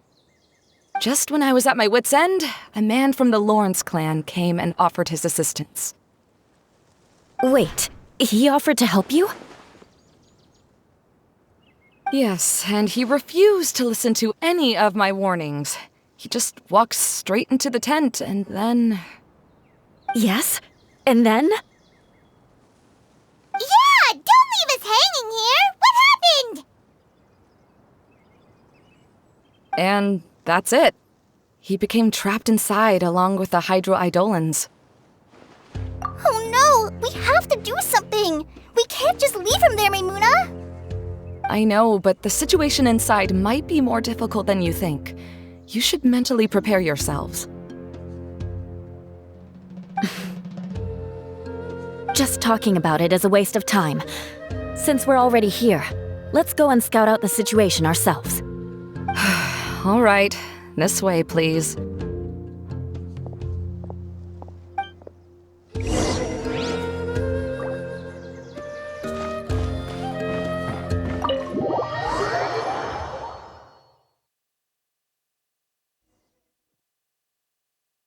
There used to be a large stage inside, but after everything got shaken up, it seems the very nature of the entire place was altered.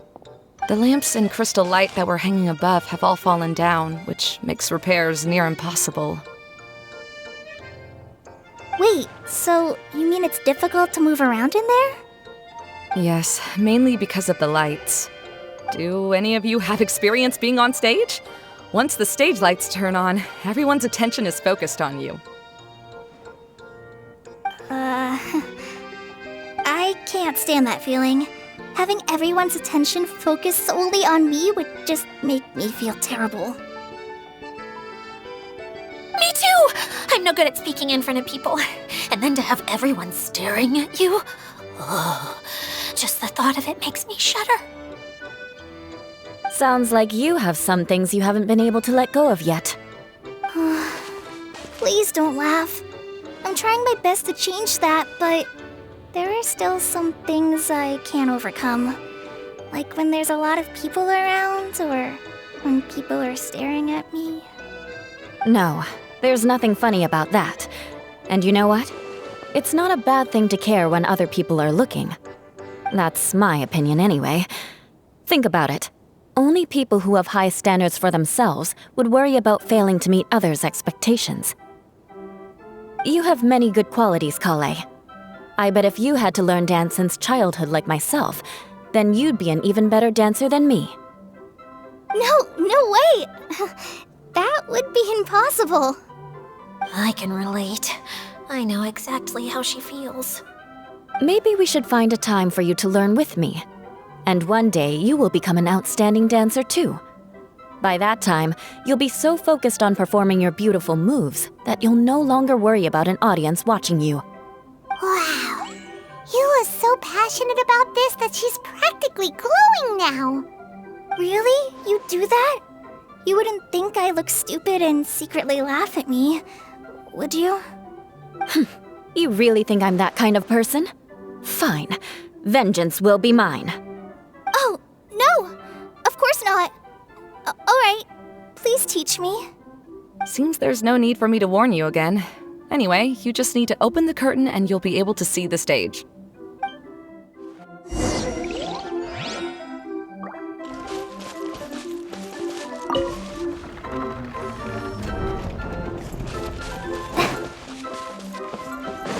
Wait, what's that thing in the middle there? That's my crystal light! It's been locked up. Well, let's figure out a way to fix this. Looks like we need to raise the platform underneath the crystal light. If I remember correctly, the stage controls should be somewhere around here.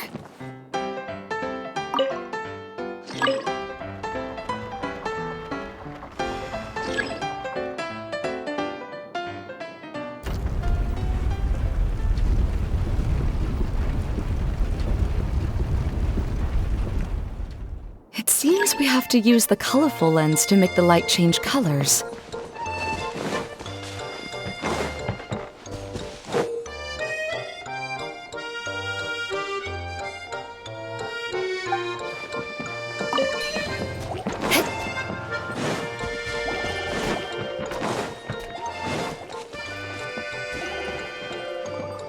More speed. Beg for mercy. Yeah.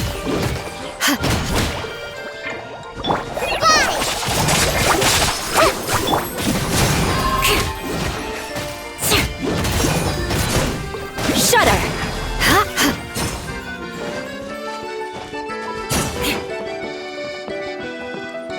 That's one way of shining new light on the problem. Hey, Maimuna, do you happen to know someone named Sino? No, never heard that name before. Why do you ask? Oh, never mind then. I was just thinking you two would have a lot in common. Back to the situation at hand. We should probably head into the passageway that opened now. Hello? Is anyone here? If you can hear me, please help! Lessig Lawrence? Who are you? Who has the audacity to utter my full name? You sure don't look like you're in any condition to be talking like that. Yep. He's a member of the Lawrence clan, all right. Even though he's hanging on by a thread, he still insists on clinging to meaningless etiquette.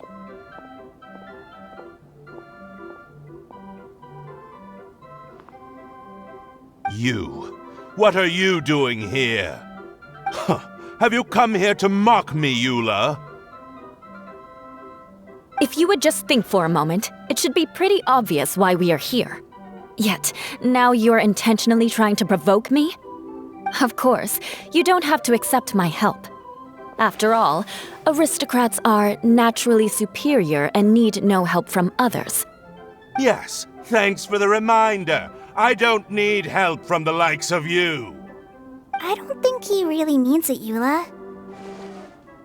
His tone was harsh, but he keeps glancing at you from the corner of his eyes. It's my opinion as the healer that he needs help. Okay. He's been trapped for so long that it seems he's forgotten how to hold a decent conversation. How ridiculous. Let's go. We'll leave the stage to this person who'd rather save face than save his own life. Hey, no, wait! Halt! You cannot just leave me here. We're both of the Lawrence bloodline, after all. Helping me when necessary certainly won't tarnish your prestige. If anything, my embarrassing predicament will be overshadowed by your virtuous deed. We must uphold the prestige and dignity of the family. This is the best reason you could come up with? You think tacking on the word family will be enough to talk me into helping you? You should be ashamed for your careless actions. It's because of you that we all had to come here.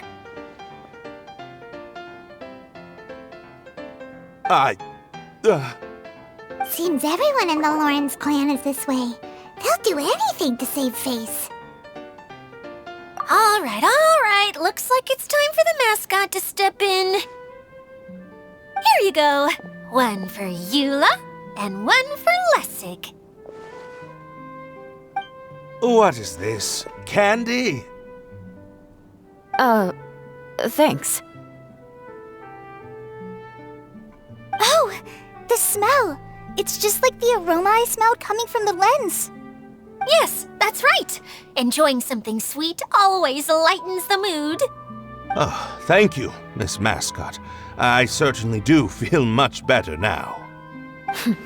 So he's willing to thank someone else, but not me. Eula has been worrying about you the past few days and asked me several times regarding how to find you. But now that you two have been reunited, I won't have to keep answering her questions anymore. Oh, I'm so happy. Let me clarify one thing. I don't care what happens to him. If you're going to keep saying nonsense like this, then... Eula will never admit that she actually cares about him. Yeah, you're probably right. If you're going to keep saying nonsense like this, then at least give me another piece of candy. Oh, sure. I still have more. Sorry. I admit my mistake. I know I've caused heaps of trouble for all of you. Why couldn't you have just said that earlier? I'm back. Oh? Have you already finished catching up? Why are you all looking at me? Oh, nothing. Don't mind us. All right, then let's clean things up here and keep working our way toward getting the crystal light fixed. There's no need to push yourself in your condition, Lessig. I'll take him and find some place for him to rest. I happen to be a little tired myself. All right. I'll leave my cousin to you then. You'd better rest up and regain your strength before we settle things, Lessig.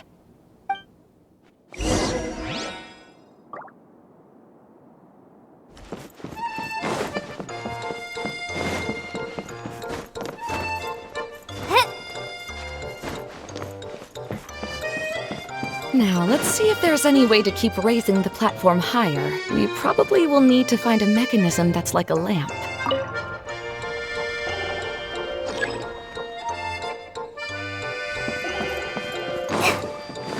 Strange.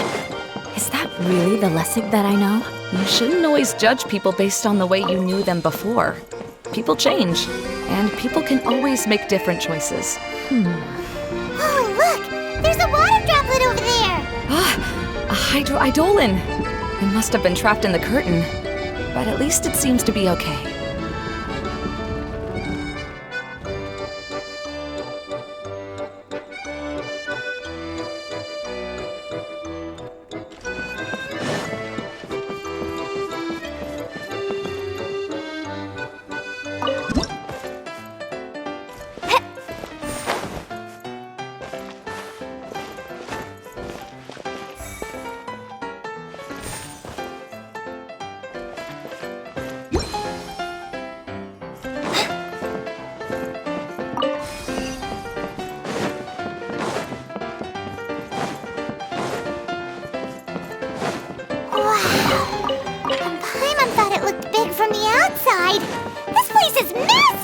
It is a magical tent, after all.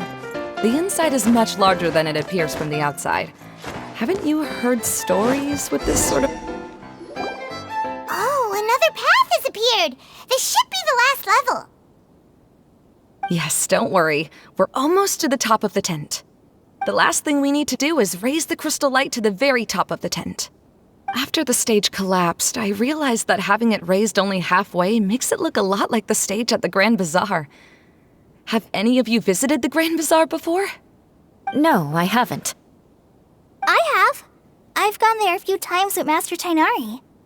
The place is bustling with all kinds of vendors. And if you're lucky, you can see Nilu perform her dance.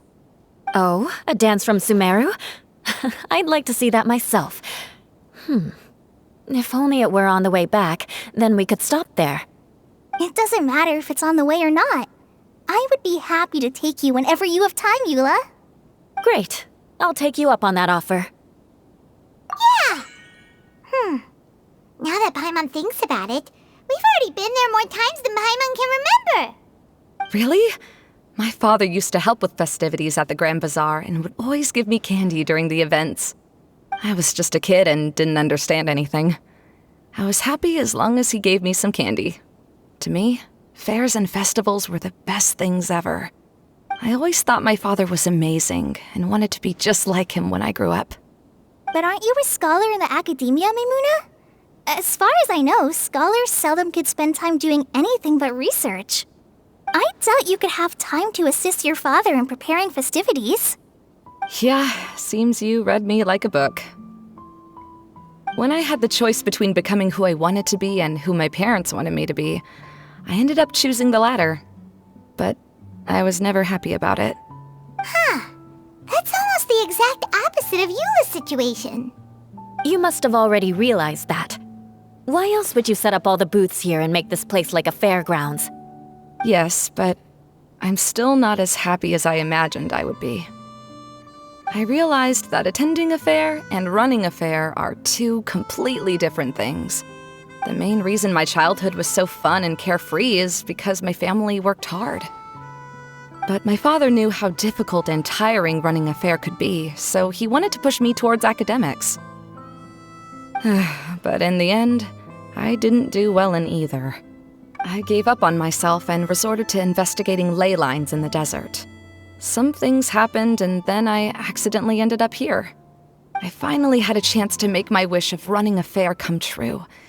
But after seeing everything come crashing down, I feel like I've lost the strength to go on. It's not as bad as you make it out to be, Maimuna. No need to feel so down. You have the courage to change, and you've been actively guiding us on this journey. Someone who's given up on themselves could never do these things. Oh, Kale. I understand my situation better than anyone. You don't need to try to comfort me. It's not that I'm trying to comfort you. It's just that people sometimes don't realize that their actions speak louder than words. Believe me, this is something that I learned from my time together with Eula. Oh, what are you trying to say? Oh, nothing. Now, let's get that crystal light fixed. All right.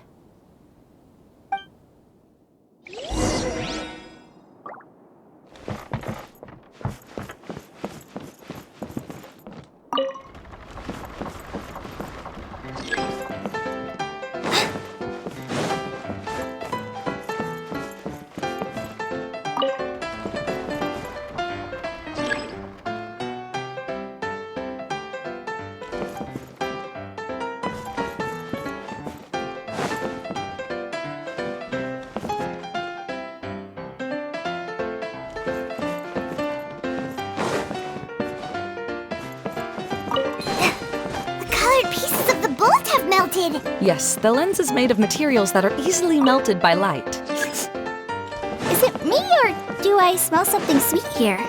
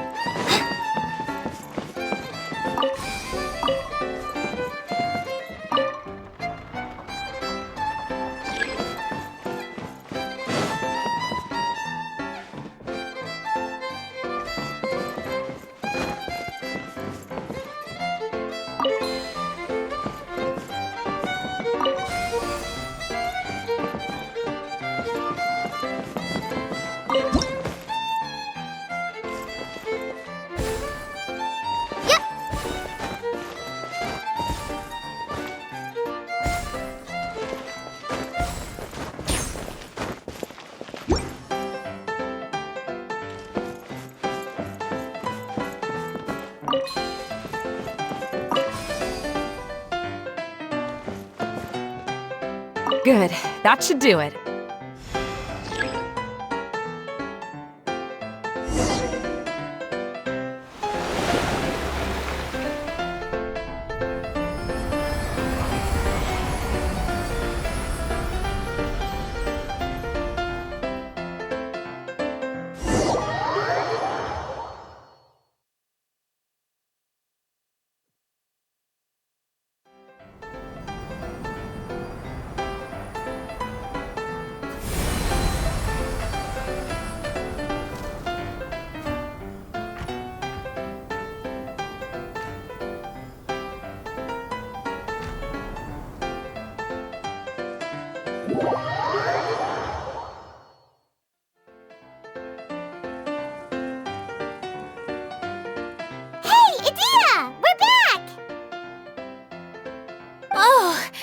Starting to wonder what was taking you so long.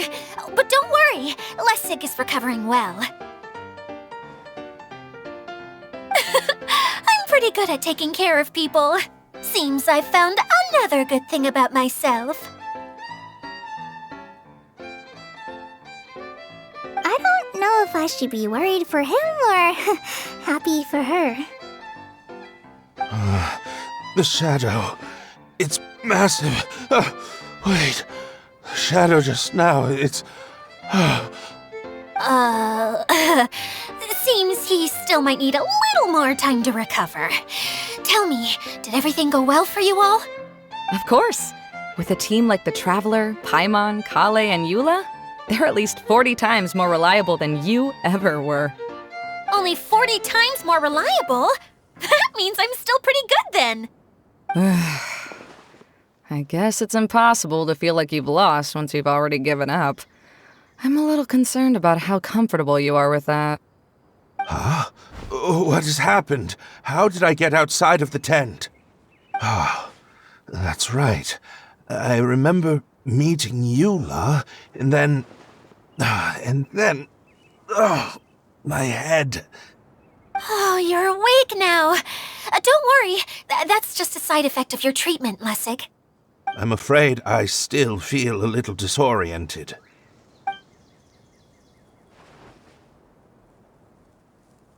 Lessig Lawrence. Oh, it's you, Eula. All right, I'll do it. I'll come back to Mondstadt with you and abandon my wild efforts to restore the Lawrence clan. Interesting. Now you want to talk. Seems like you've had a change of heart. In that case, maybe you'll be able to explain everything in detail for us now. I admit it, yes. I came here in hopes of finding a way to restore the Lawrence clan to its former glory. But it was a long journey, and I didn't always know the way. I passed through Liyue and Sumeru. There was even a time when I lost my wallet and had to live in the wild. But the peculiar thing is, I realized that nobody knew me out there. And not a single person even cared about the Lawrence clan. You and I are like glass pawns that were raised in shackles. We were taught to act like nobles, but outside the walls of our home, the people of Mondstadt despised us. Such pompous, hateful, and stubborn teaching. It all culminated to making us cling to the old aristocratic dogma in an attempt to maintain our pride. It's like a never-ending game of tug-of-war, but it is meaningless. You understand. Or I should say, you have already long understood. But I'm afraid that I have only just realized this. Paimon sorta understands what Lessig is saying. Everything he said is true. Your family is probably unaware that you've already changed how you see things. Yes, this has all happened recently. After coming to this domain, I realized the Mondstadt that I want is one where not everyone fears me. All that I and many other members of the Lawrence clan long for is a place where we can live peacefully with others. Lessig, both you and I never had anything to do with the glory of the Lawrence clan. That is all in the past. We are just ordinary people. I originally planned on returning to Mondstadt after taking care of things here. I never thought you would come here. I was completely shocked, which is why I reacted like I did. I'm sorry. See, people can always make different choices, and it seems that Lessig has also chosen to become someone he truly wants to be. Yes, about that. I'm afraid I haven't quite found my own purpose in life yet. That's all right. Being able to clearly choose between becoming who you want to be and who your parents wanted you to be is already a step in the right direction. How to find true happiness is probably one of the most difficult research topics of all. I have a suggestion for you, Lessig. Why don't you return to Mondstadt and tell your parents what you just told us? They'll probably try to tear me limb from limb. But what about you? Did you ever tell your family about what you think? This is something that I've been thinking about, too. Perhaps the two of us can sit down with the rest of the clan and discuss it with them. The Lawrence clan is just like this stage. It was once home to glorious performances, but those days are now long gone. And it is time for the stage to be updated. She's so solid and tough, but also clear and open, like an ice cube. Is that why she's able to dance anytime and anywhere she wishes? Are you all done talking now? Yes, I think so. By the way, that is for you. Please take it. I found it on Lessig earlier. Oh, it's one of the missing components! Wait, so you had it all this time? Why didn't you give it to me earlier? Well, you didn't ask. All right, I admit it. I forgot about it. Okay, we'll let the traveler hold on to it for now. Wait, this looks like... It looks pretty familiar. Have we seen one of these before? Shh! Now's not the time to brag about being a hero. Ah, right! I also bought a similar box at the last festival. Yes, people often use this kind of box for candy at festivals. This was one of the materials originally used to create the tent. But now that the tent has been repaired, we no longer need it. Eating the candy from the box as an adult will never be as delicious as it was when you were a kid. But if you really think about it, there are way more things you can eat as an adult. Ah, so when it comes down to it, eating candy is sort of like life. It's just another choice.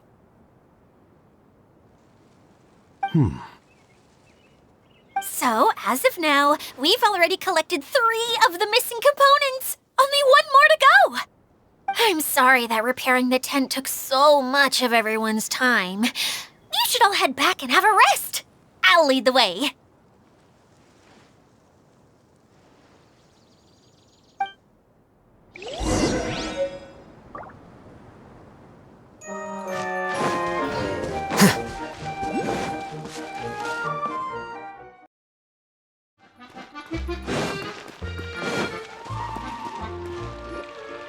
Hey, Kokomi! You're already here!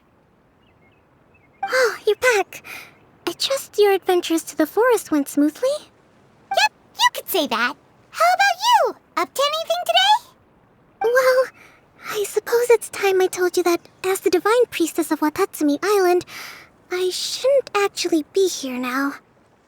The truth is that a relic known as the Shinro casket was lost from Watatsumi Island long ago. But recently, an orb matching the relic's description suddenly began emitting light, almost as if it was guiding people to it. This is what led me to find the relic's whereabouts. I wasn't lying when I said that. Goro has often told me that sitting at home reading light novels is not the best of practices, and that I should try to get out more. As I made my way from Watatsumi Island to Sumeru, I enjoyed a variety of breathtaking sights. It really is a beautiful nation. I even stayed in the rainforest for several days. I was surprised to find that the relic had ended up in the desert. I knew it was somewhere here, but I still couldn't pinpoint the exact location. Though I feel that Idia was not intentionally trying to hide anything from us, this domain does have plenty of secrets. I'm sure you've sensed that too.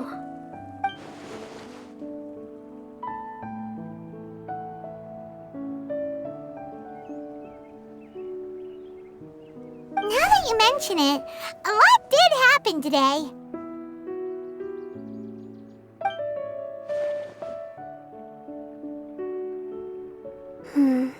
I see.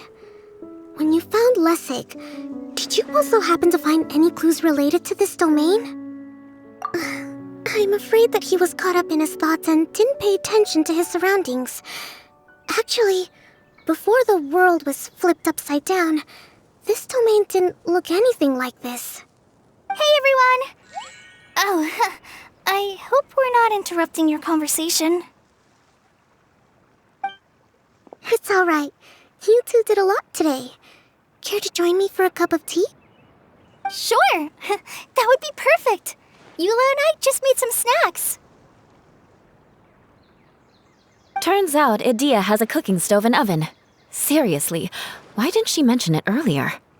Oh, so did you make us some moon pies? No, I made something called Stormcrust Pie. You should try one, Traveler. And I made some pita pockets. You could try some, Kokomi. It should taste great with tea. Sorry, I should call you General. Oh, I would be happy to try some. By the way, Eula, how's your cousin doing now? Oh, him. You would never guess, but he's busy over by the oven now.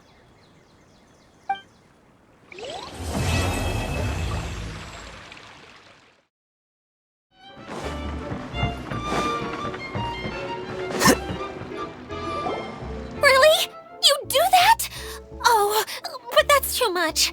I can't. No, really, it's all right. We want to do everything we can for the domain. Yes, and to be completely fair, I'm the one who caused this terrible mess in the first place. Oh? What happened? Did Paimon miss something? Hello, you two. Lessig was just telling us what happened. Perhaps you should allow me to explain. I'm afraid it was I who caused all this trouble in the domain. Yes, it was Lessig. To be precise, I saw a most exquisite water orb at the entrance of the domain. It reminded me of an astrolabe my grandfather gave me when I was 7 years old. I was curious if it could rotate, so I reached out and touched it. Little did I know that it was the core of this entire domain. What I mean to say is, I knew something was wrong as soon as the whole place started flipping. It's not just your fault. I failed in my responsibilities as the caretaker here. Oh, I knew I should have put the core somewhere more secure. Oh, you mean the big ball of water at the entrance? Yes, that's the one. Anyway, after giving it some thought, Lessig has offered to perform some more repairs and maintenance to help support the domain. But we were concerned he wouldn't be able to handle it all alone, so Eula and I will also stay here to lend him a hand. But don't be mistaken. I'm not doing this out of the kindness of my heart like Kale. My job is purely to monitor and ensure that Lessig doesn't cause any more trouble here. Oh, sure. I don't think anyone's buying that anymore, Eula. Though I do remember that Amber mentioned we should just nod and agree when you act like this.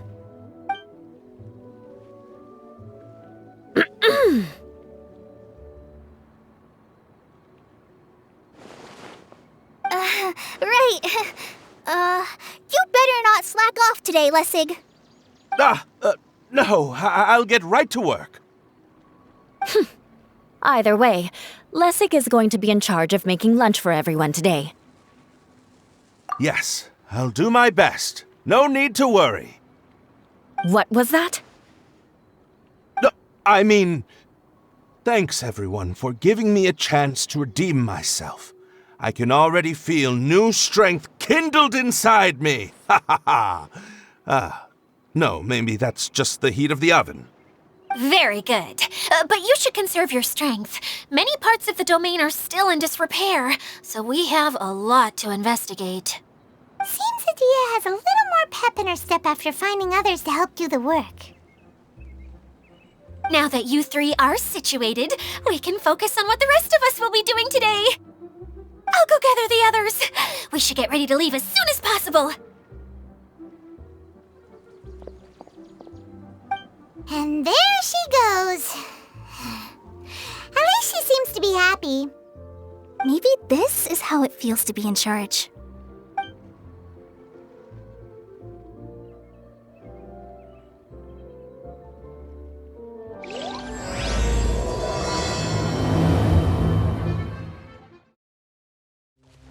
Where are we going now? We're going to retrieve the last missing component.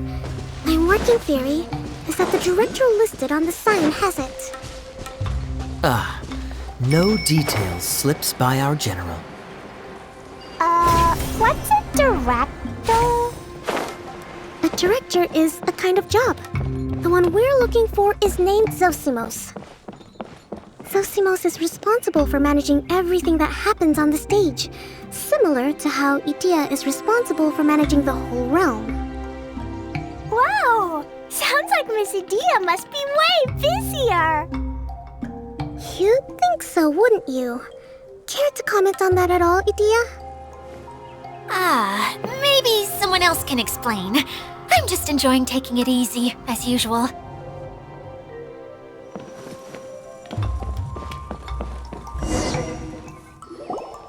The director doesn't get out much. He's almost always cooped up in his treehouse making props or writing scripts.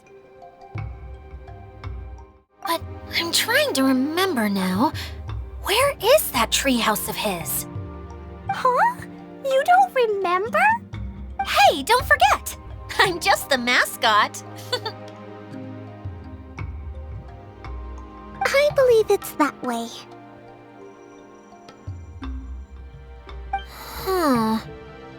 Though he might prefer to be alone, given he often has to move stage props, I suspect that he lives near the theater.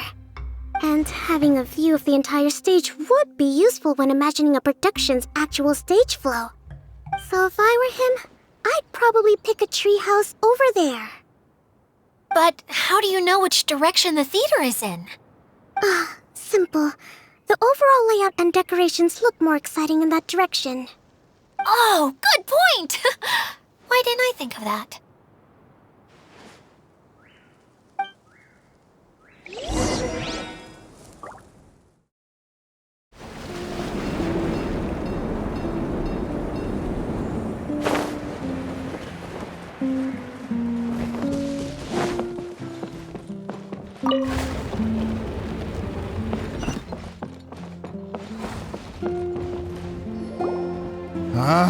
Where did that blasted automation mechanism go?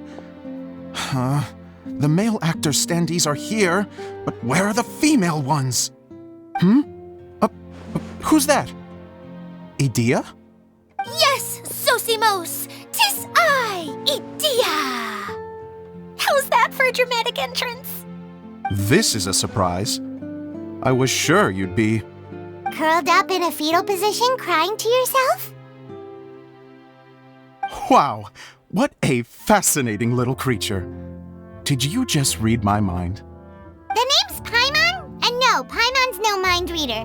Just call it an educated guess. It seems everyone shares a similar opinion about you, Idea. I knew from the start that a managerial role wasn't for me. But I found my true calling now. As a mascot! Mascot? Is that a new role? I don't remember casting you for that. Okay, enough about me. I'm just here to introduce you to some new friends of mine.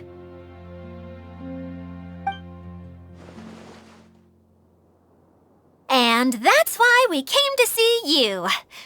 Well, do you have the component that fell out of the central hub? I do. However, I'm afraid the incident has caused many malfunctions with the stage mechanisms, and I can no longer put on any performances.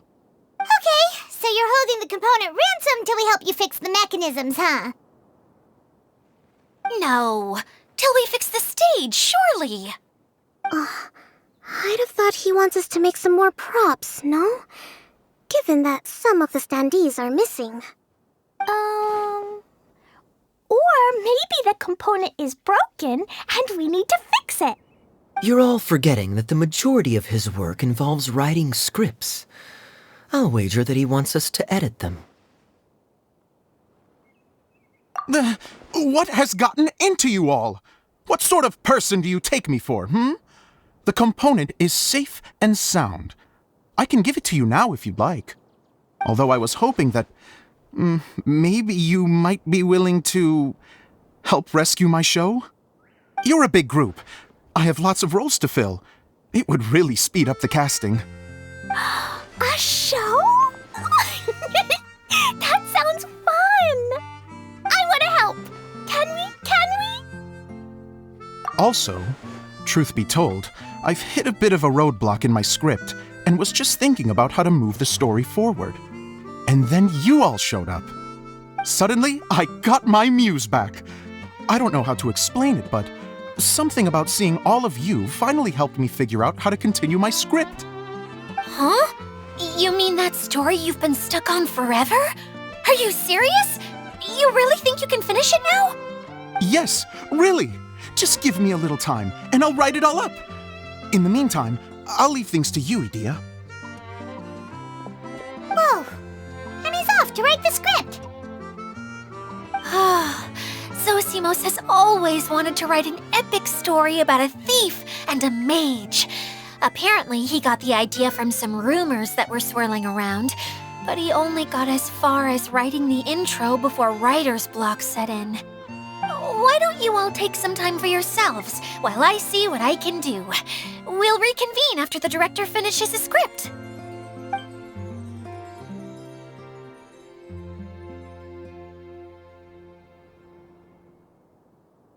A director, my friends, is a storyteller.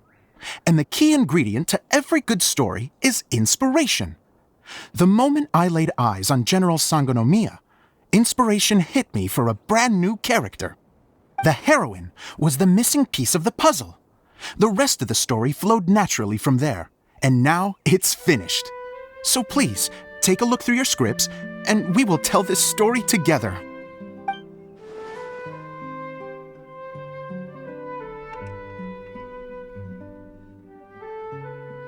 Well, is everything clear? Director Zosimos, how do you pronounce this word? Let me see. Ah, that's sojourn. It means to stay for a while. This is a very cute moment, so let's make sure that comes through in the performance. Oh, wait! There's another word I don't know here. It's okay, Klee. We can go through your lines together a few more times after this meeting's over. That would be most appreciated, Kaya. I had a feeling about you, actually. You seem to know a thing or two about character acting. Tell me, have you acted before? You're too kind. It's all in the script, really. It just rolls off the tongue. Oh, you think so? Well, you definitely have a knack for it. I've actually been looking out for someone with your talent. If I make it as a big-time director, then I can see us working together for the long term. Be sure to stay in touch, okay? You and I are gonna go places. What can I say? Sounds good to me. Great. Fantastic. Now then, please go through your scripts one more time. But don't just read the words. Remember my notes, and really let the character inhabit you. I need to have a look at the stage, so I'll leave you to it. If you need me for anything, I'll be in the big theater right in the center of this area. Wonder what the theaters are like here. Let's go check it out while everyone's still getting ready.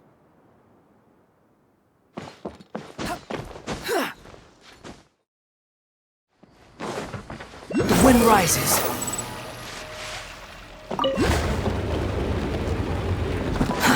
Too slow.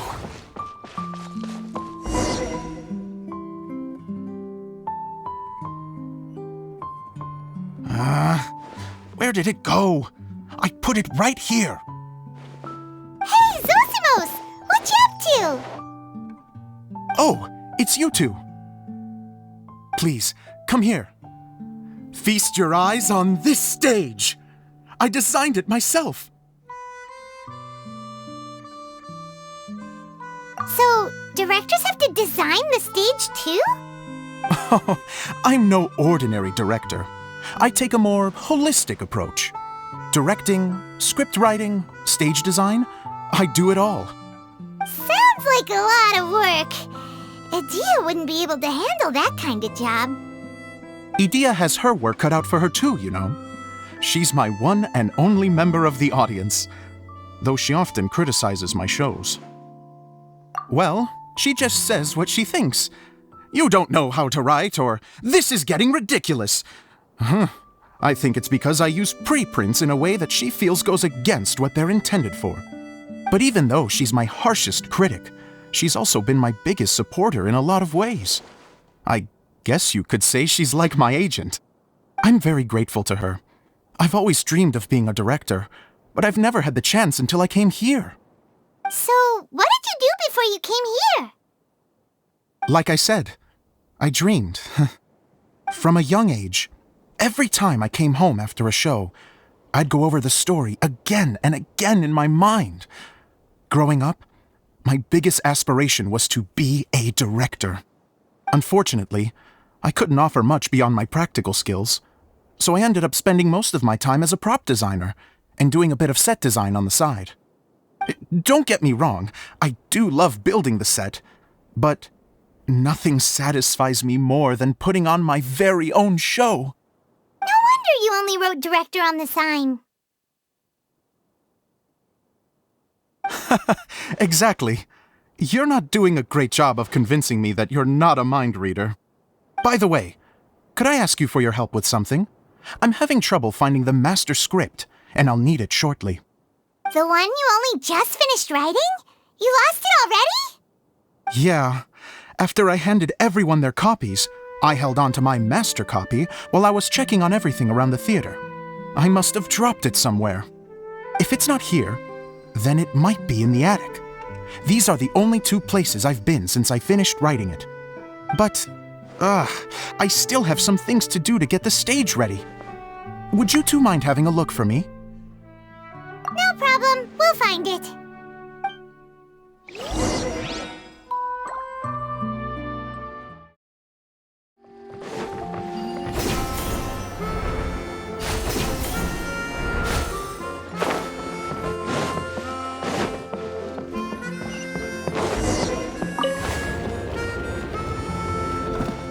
Whoa!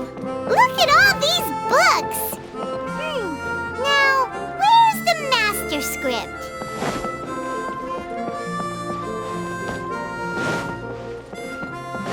Oh, it sounds like a water droplet is on the second floor.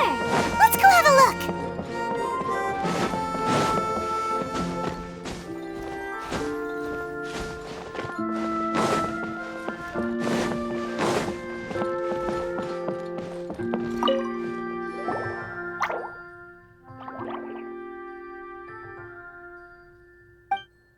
Wow, this is a lot of scripts. Looks like the water droplet has been managing them for the director. Most of them look like works in progress. Then it should be the one that's finished. Okay, let's look for the thickest one and then check the ending. This is the only script that fits the bill. Plus, it looks pretty new. This must be the master script. Let's go give it to Director Zosimos!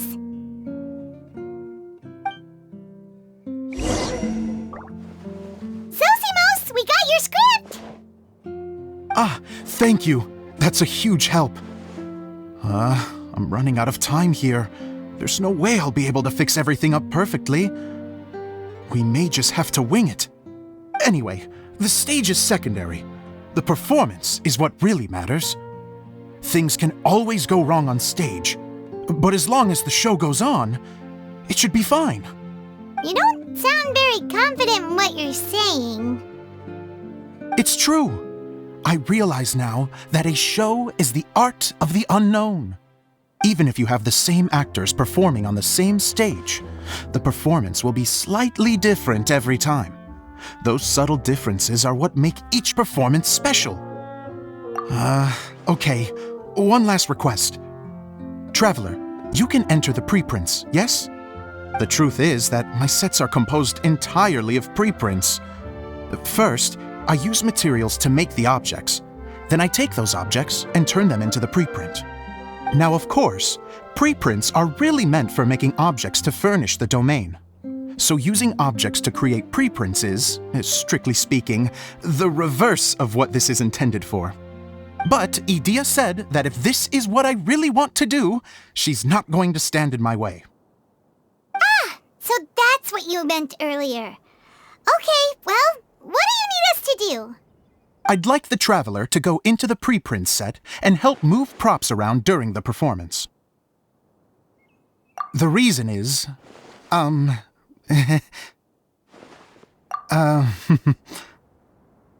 Paimon gets it now.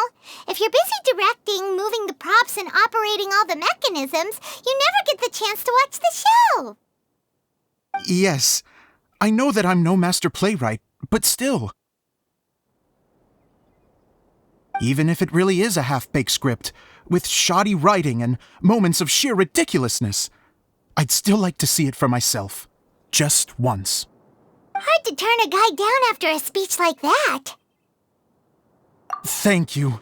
Genuinely, I'm so grateful. I'll go and inform the others. Then, as soon as you're ready, the show can begin.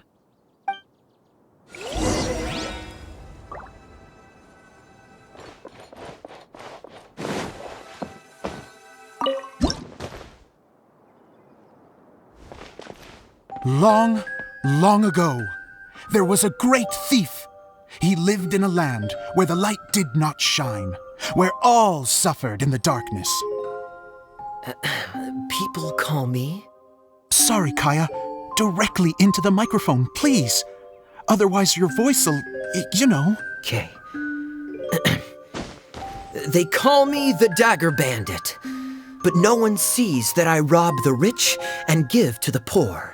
Here in the dark, evildoers run rampant in the shadows, while the good, honest folk stumble blindly on, just trying to find a way through.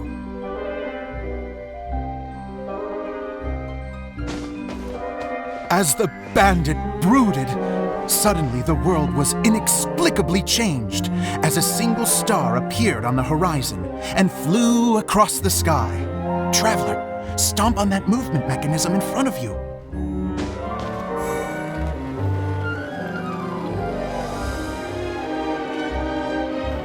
Light. A brief flash, yet enough to illuminate the world. If I can find the source of that light, I can shine it into the darkness, and the people will suffer in blindness no longer.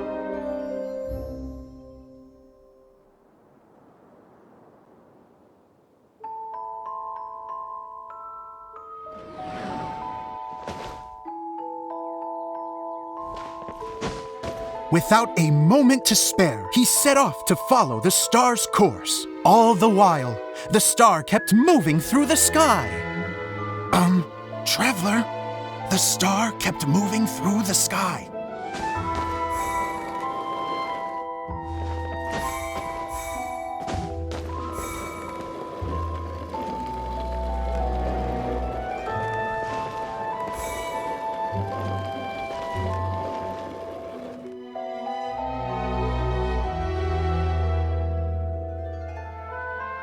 Looks like I have to go through the desert. This could get dangerous.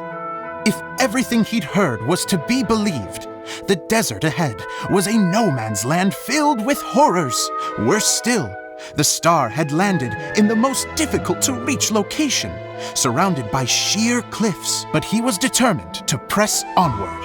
I've come this far, and I'm not about to turn back now.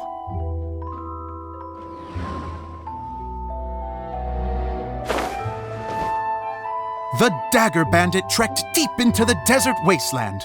Yet when he finally arrived at his destination, he found not a fallen star, but a young girl, dressed in white. How strange. I'm positive this is where the star landed. Young lady, do you know where the light has gone?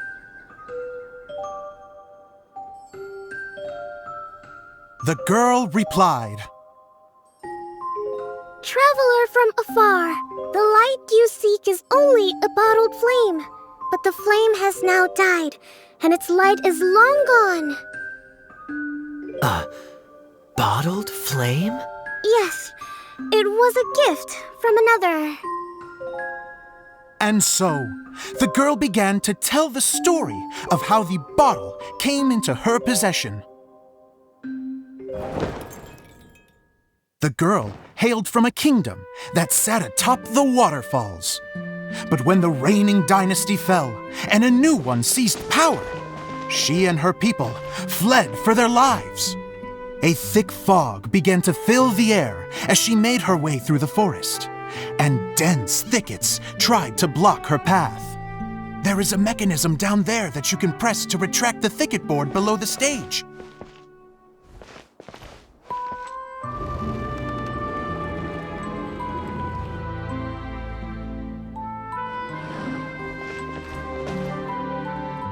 If I only had a lamp to guide me through this wretched forest, then I could survive.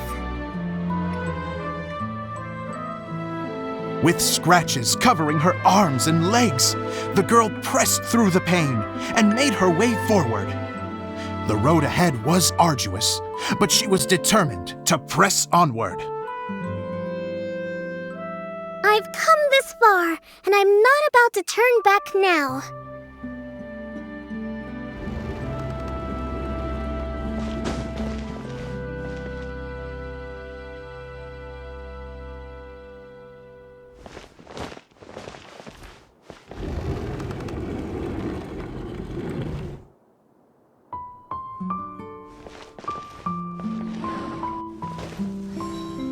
But just as she was drawing near her destination, a huge stretch of thorns and brambles suddenly came into view. Despair set in and began to weigh on her heart. If only someone could help me, I would give anything in return.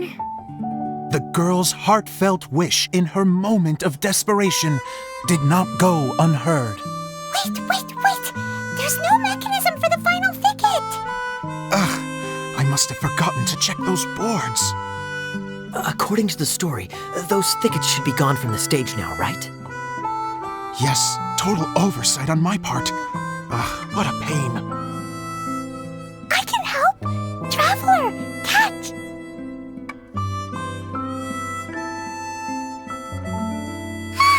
It's a Jumpy Dumpty!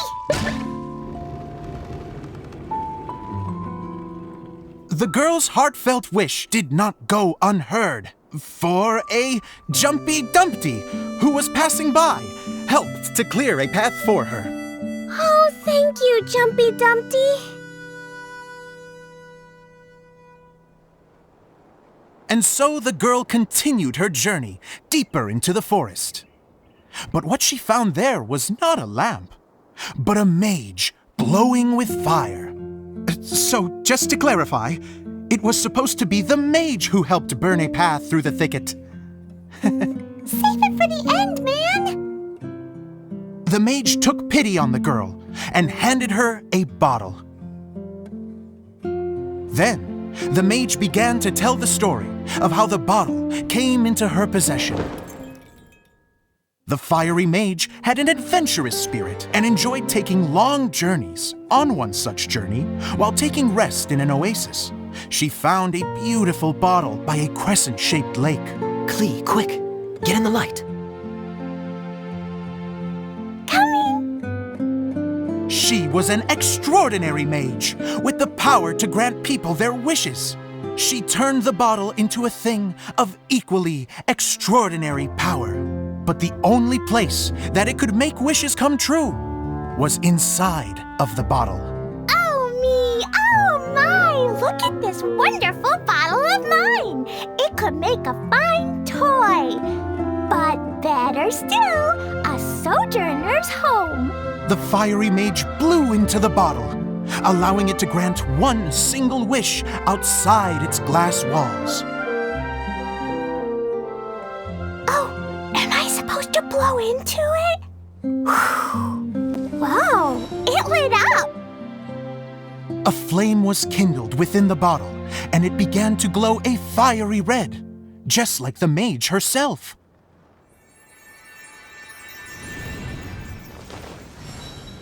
After the mage finished telling her story, she disappeared, leaving only the bottle behind. A magic bottle that can grant wishes. And I wish to leave this place and go somewhere where no one will ever find me again. And then? The bottle seemed to softly inquire.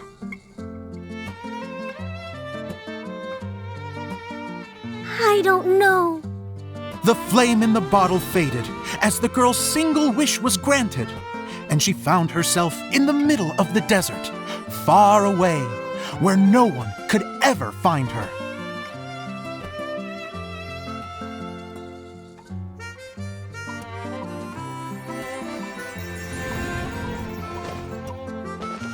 When the dagger bandit listened to her story, he sighed in disappointment that the flame with the power to grant wishes outside of the bottle had already died. But this doesn't make sense. If it truly granted my wish, then nobody should have been able to find me here. Maybe they shouldn't. The desert is difficult and dangerous to navigate, but I was determined to make it, no matter what. Then take this bottle with you for your trouble. It may be able to grant you your wish, though sadly, only within the confines of the bottle itself. All I wish for is light. Honoring the bandit's request, the girl wished for light inside the bottle. And sure enough, it lit up. They found that while the light was only generated within, it could nonetheless shine through the glass and reach anywhere in the outside world. Even though it doesn't burn as brilliantly as the light that shone before, this is still an extraordinary light. What will you do after I take the bottle? I don't know. Well, then maybe you should come back with me. With no reason to refuse, the girl accompanied the Dagger Bandit back to the land where the light did not shine. They brought light to that place, and the darkness was dispersed, and they lived happily ever after.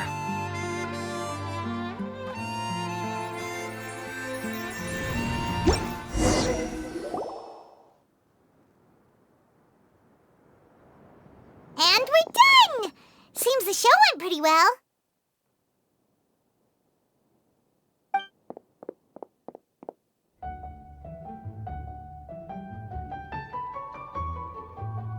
Mr. Honorary Knight! Didn't I do great? I felt like I really was the fiery mage! Wow, great costume, Glee! As soon as Paimon saw your shadow, she thought straight away, what a cute hat! Glee loves it! Thanks, Mr. Zosimos!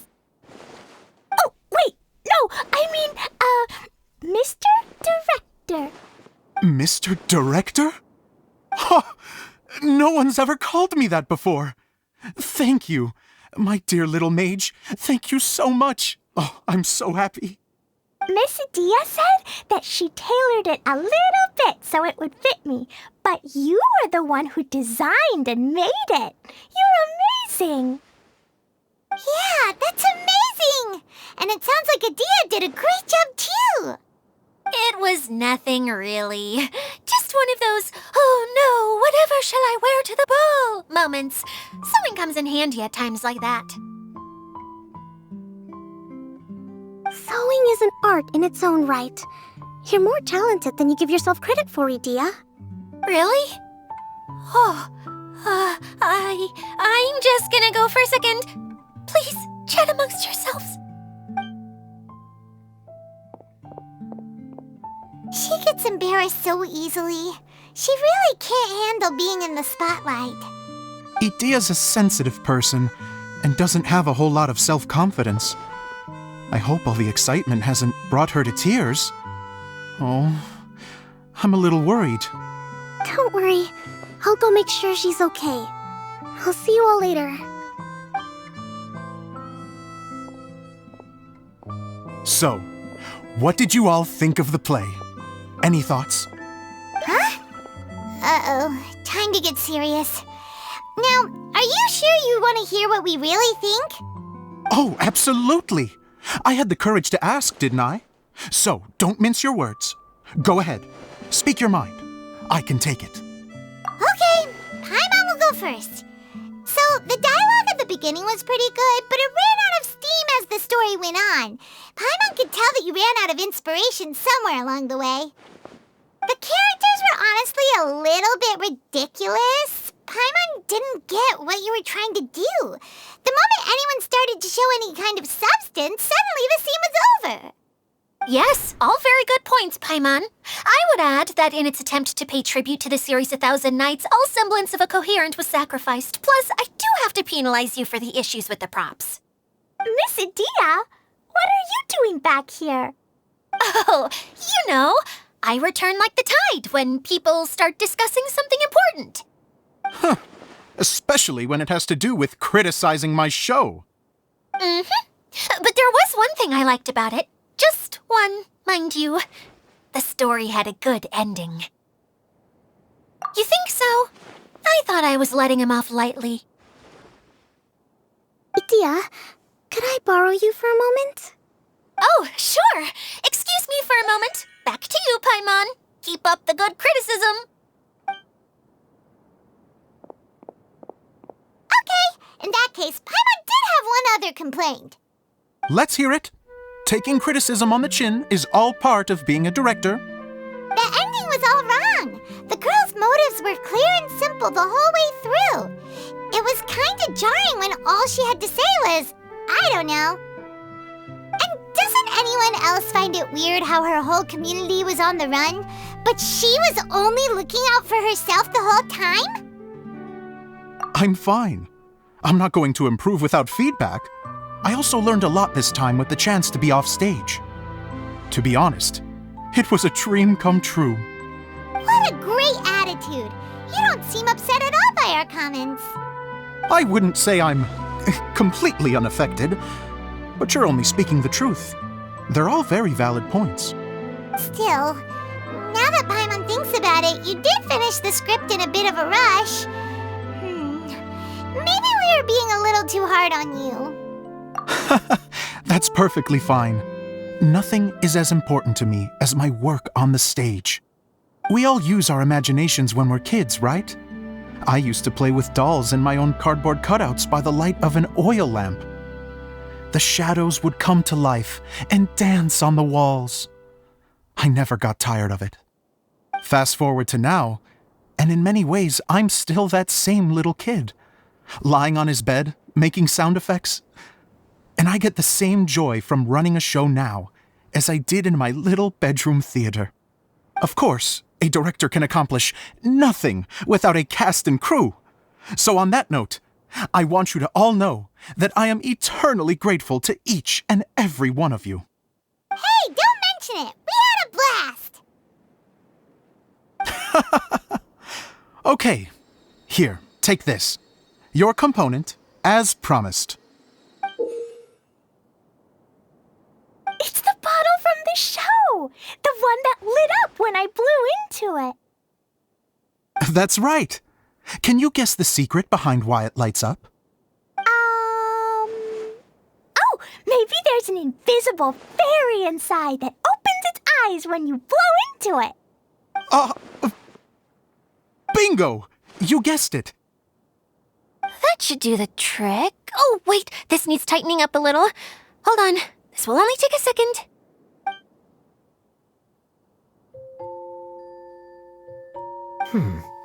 This outfit's more fashionable than I imagined. Excuse me, everyone. Do you have a moment? Especially you, Zosimos. Idia wants to do a little something for you. She says it'll be a dream come true. A dream come true? Yes. She said that as useless as she is, she wants to do something for you as the first person to have heard of your dream of being a director. Her words, not mine. I'd have to disagree, though. I have never thought of Idia as a useless person. How is this suddenly about me? If everybody is ready, then I'd like to invite tonight's male lead to take the stage. Ta-da!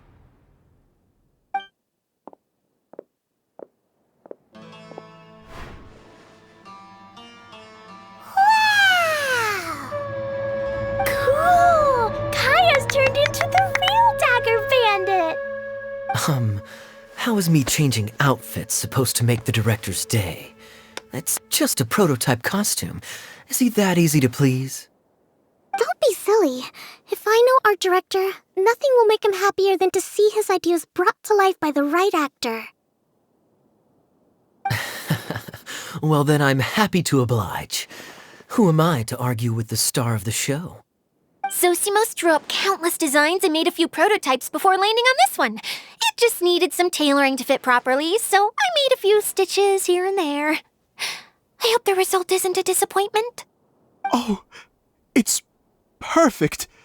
Idia, I'm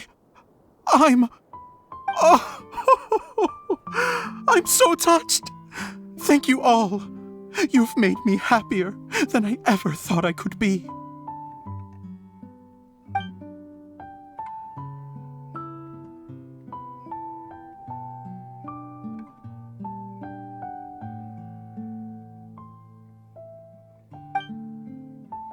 How are you doing?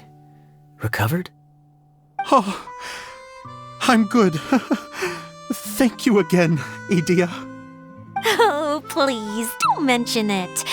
Well, now that we have the final component, it's time to say goodbye for now. Let's head to the core of the Veluriyam Mirage and get this place fixed up. Can I keep wearing my costume? Please do, by all means.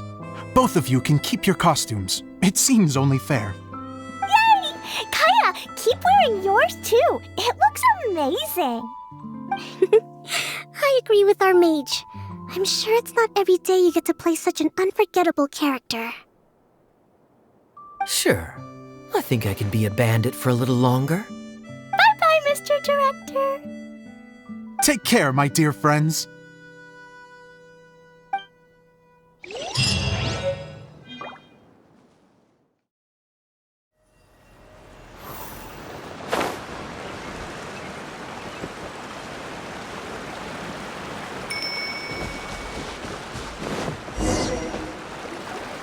Oh, Eula and Kale! You got back before us! Yes. Idea had the water droplet send us a message just as the show was coming to an end, so we came back here to wait for you. How is Lissig doing? He finished all the maintenance work, but it took a lot out of him. He's now fast asleep in his room. Oh, I feel a little guilty. Consider it his atonement. It's only fair that he had to do something constructive before being able to sleep soundly. Seriously, don't waste your concern on him. If you say so. Okay, without further ado, let's go and fix the domain! Isn't this where we first met Water Droplet? Correct! The core of the Veluriyam Mirage is the largest streaming projector of all, and this domain is one gigantic preprint. Whoa, so everything we've seen is created by this? That's incredible! So, to fix it, same process as usual, right? Do we need to use the preprint? Exactly! Well done! You catch on quick. It's hard to forget after doing it so many times now. Let's get going! This is the final step! Yay! Suddenly Paimon's really excited! The hub consists of these components. All you need to do is place them onto the foundation in the right shape. The right shape? But we've never seen what it looks like. Oh, don't worry about it. Close enough will do. As long as it can spin, it'll be fine. Should be fine. I think. Sometimes you have no standards whatsoever. Something that spins. Would a water wheel count?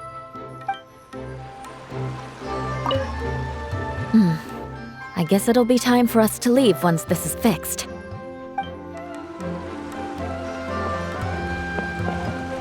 What's making that shadow?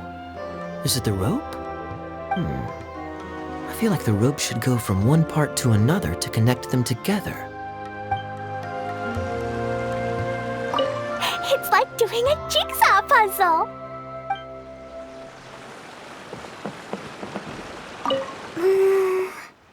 If I remember correctly, I think there's supposed to be a small cog on the right-hand side. So maybe that's the candy box.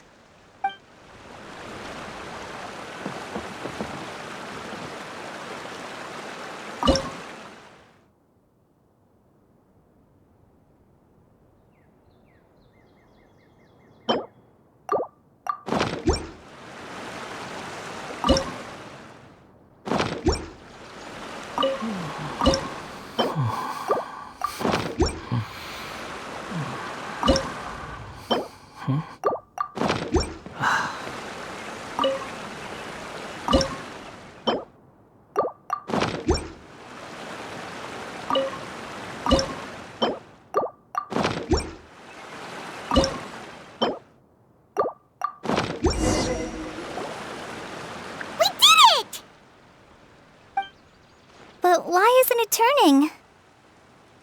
The components are back in the core, and the hub is restored to its proper shape again. That's all we needed to do. Like any wound, it just needs time to heal. It'll probably just start turning again one day in the middle of the night when no one's looking. Really? I thought that with your special abilities, you could get it turning again right away. What? Huh? All of us are dying to see it. Not just how the domain looks when it's fixed, but also Idea. In her element. I want to see Adia using her magic powers too! I bet they're super awesome! What are you guys talking about? And how is Clean on this, but Paimon isn't? They're referring to our mascot's true form. As I've said all along, there's much more to Idia than she gives herself credit for. She has a very special power. Though, I think some of us have sensed that already. Did you notice right away, General? I only found out when I was chatting with Eula. So our general was the first to notice. It seems like she's more perceptive than she lets on. I'd say the same about you, Kaya. What the? All of you? No? I mean, I wasn't trying to hide anything from you, I promise. It's just, for people who stumble upon this place by accident, I think my current form is more approachable than my true one. I don't want people to get scared when they see me.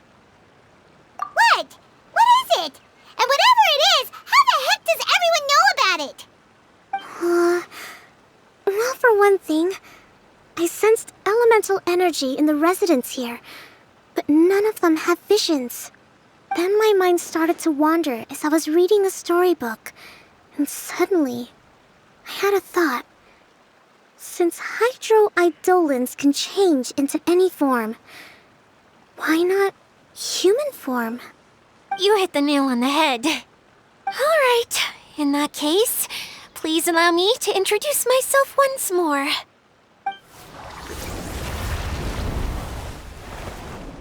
I am an Oceanid who was exiled here when the former Hydro Archon passed away. My name is Adia. Wow, Adia! You're so pretty!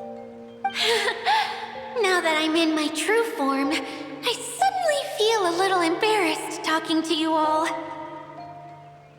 You look stunning. You should be flaunting this look at every opportunity.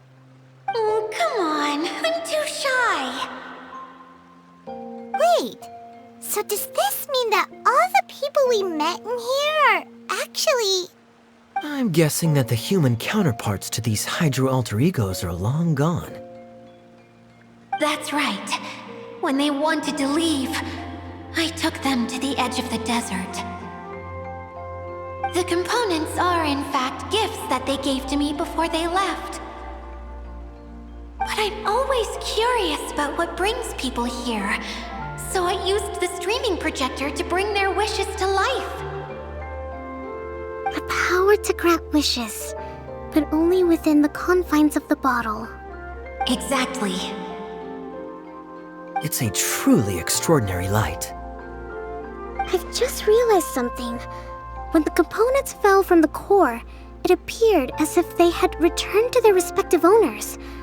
But actually, it was after the components landed where they did that their owners and the things associated with them arose around them to form the different zones.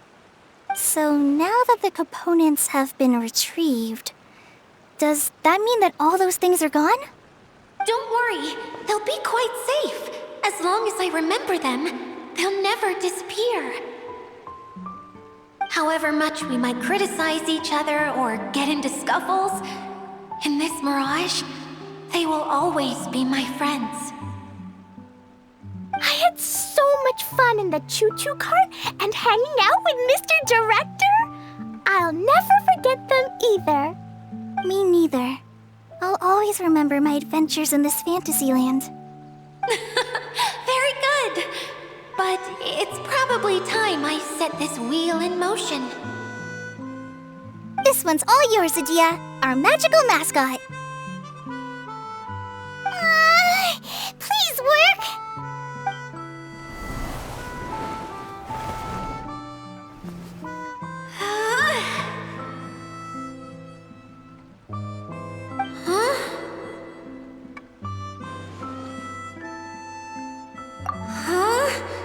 That's strange.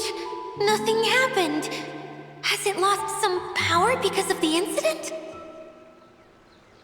Oh, crumbs. Not now. Not right off the back of everyone putting me on a pedestal and me acting like this was going to be my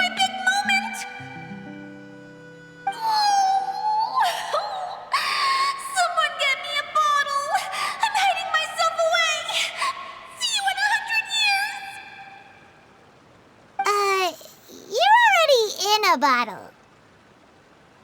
What now? This was the only way! Now I'll never be able to show you how the Veluriyam Mirage is supposed to look. Hold on. I have an idea. Yes, General Sangonomiya? I'm all ears!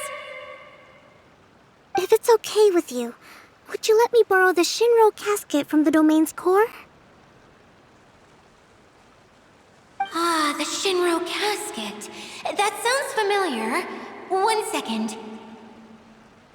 Here. Is this it? Wow! A huge shell! It's the relic that Kokomi mentioned earlier! So this is where it's been hiding! It was once a ritual vessel used for making offerings in the Moun Shrine. It's made from the remains of a yokai called the Shinkiro, and it can listen to the wishes of those who come to pray to build up Shinki, which gives it its power. Several centuries ago, the relic was lost when the last prefect of Yashiori died in battle. Its final resting place was unknown. The pearl that goes with it should be able to sense the casket's location. But when, unbeknownst to anyone at the time, the casket disappeared inside the core of the Veluriyam Mirage, the pearl's light died out. Huh? How come?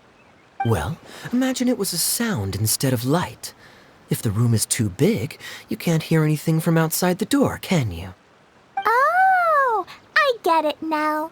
The shell must have been having too much fun one day and got locked in the solitary confinement room. I understand now, too. The core has been wearing out recently. That's why you were able to follow the pearl all the way here.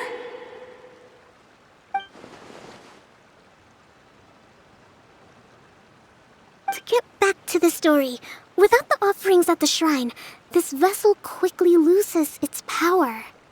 Yet countless people who have visited this domain brought their wishes with them and left a small piece of themselves behind along with their gifts. These have the same effect as the offerings at the shrine. Wow! I never knew this thing was so powerful. It is. Powerful enough to help you repair the Veluriyam Mirage with any luck. But what do I do with it? It's simple. We just need to awaken it by telling it what we wish for. For example, my name is Sangonomiya Kokomi, the divine priestess of Watatsumi Island. And my wish is to use my critical thinking and strategic planning skills to bring a little more joy into the lives of my fellow Watatsumi Islanders, as well as the lives of everyone I cherish. Itia, what do you wish for? Me? My wish is that all those who have sojourned to the Veluriyam Mirage in the past will achieve what they truly wish for. Not just in this domain, but out there, too. Even though I know full well that trying to build a railway in the outside world is just a pipe dream, and that Maimuna will probably just go back to being a scholar. And I know that Zosimos has a lot of improving to do as a playwright. It's going to be tough for him back in Fontaine. Chasing your dreams is hard work. Despite all of that, I still hope that somehow, someday, they will achieve their dreams.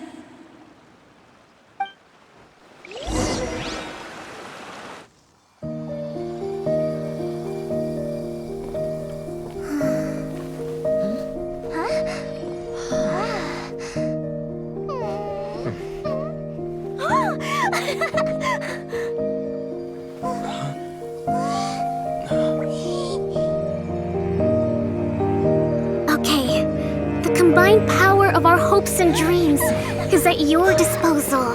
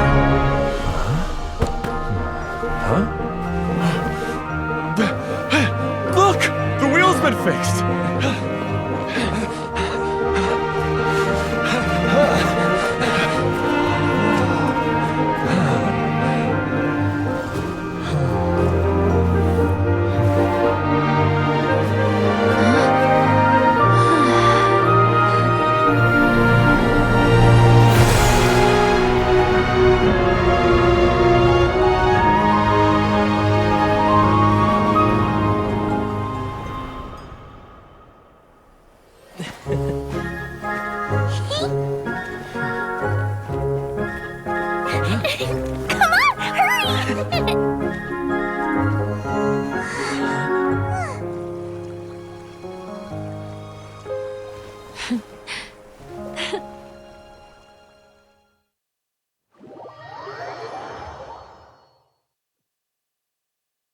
Yay! Dia, you're back to normal. Everyone's praise and curious questions went to my head. I said so many things I'm so ashamed of, and I lost the courage to live on. Please don't say that. Yours was a noble wish. Yeah, and you weren't granting wishes for yourself. You did it for other people. I have friends like that too. Other people's hopes and dreams are what motivate them. They'll work tirelessly just to see them smile. If you ask me, that's one of the most noble things a person can aspire to.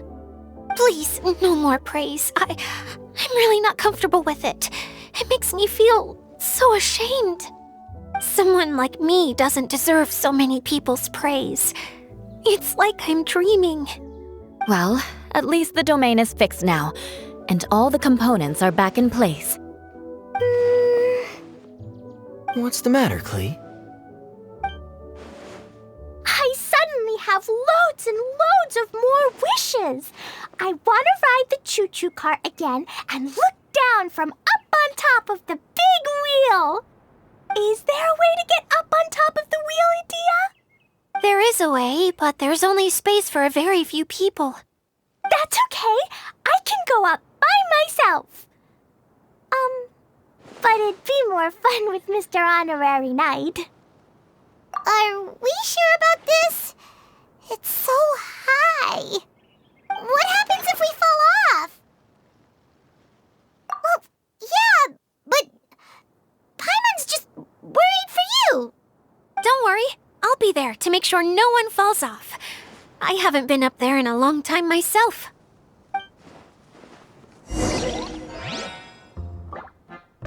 Quit following me.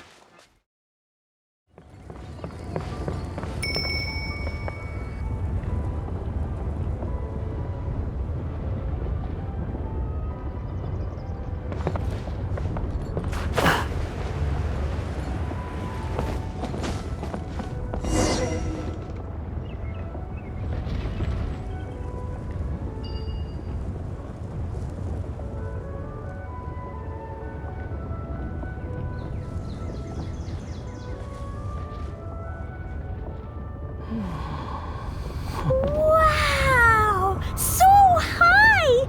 I can see everything! Idia, next time you need to bring Kaya and the others up here. Sure thing.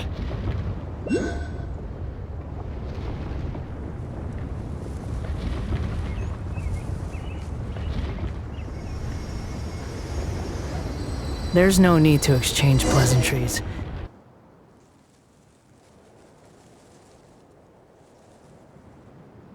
Whenever people have to leave this domain, I like to come up here and spend some time alone after I've seen them out. They're always overjoyed when they first arrive and start bringing their imaginations to life. But once they realize that they can't take anything home with them, they get upset. Some of them can't bear to leave. Others regret ever setting foot in this place. Do you ever get sad, Idia? I feel lonely at times, but not sad. A lot of people destroy everything they created before leaving, but some don't, like the residents you met.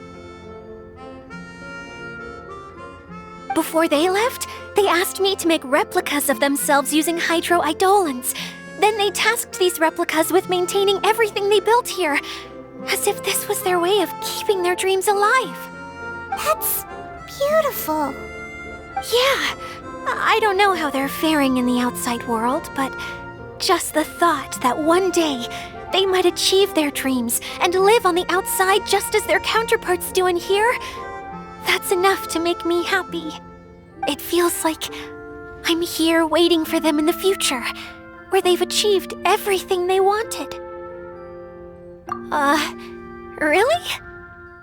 I just think that every dream, every wish is like a flame in a bottle.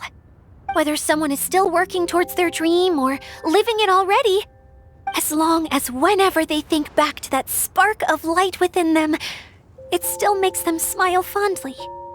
That's all it takes. Well, I feel super happy right now. Then I guess I finally paid Alice back after all these years. Funny to think I've been in the middle of a desert this whole time. It's just a giant muddy swamp to me. Time for Paimon to give you a nickname! Mud Fairy! Watch out for Idea the Mud Fairy! How dare you mock me! Roar! I'll gobble you up in one mouthful! Oh, I'm still embarrassed to have shown you my uglier side, but I'm glad the Veluriyam Mirage is up and running again. This place is going to be bustling with activity again soon enough. I hope you'll take some time to enjoy yourselves. Yep, I want to get everyone together for one last ride on the choo-choo cart.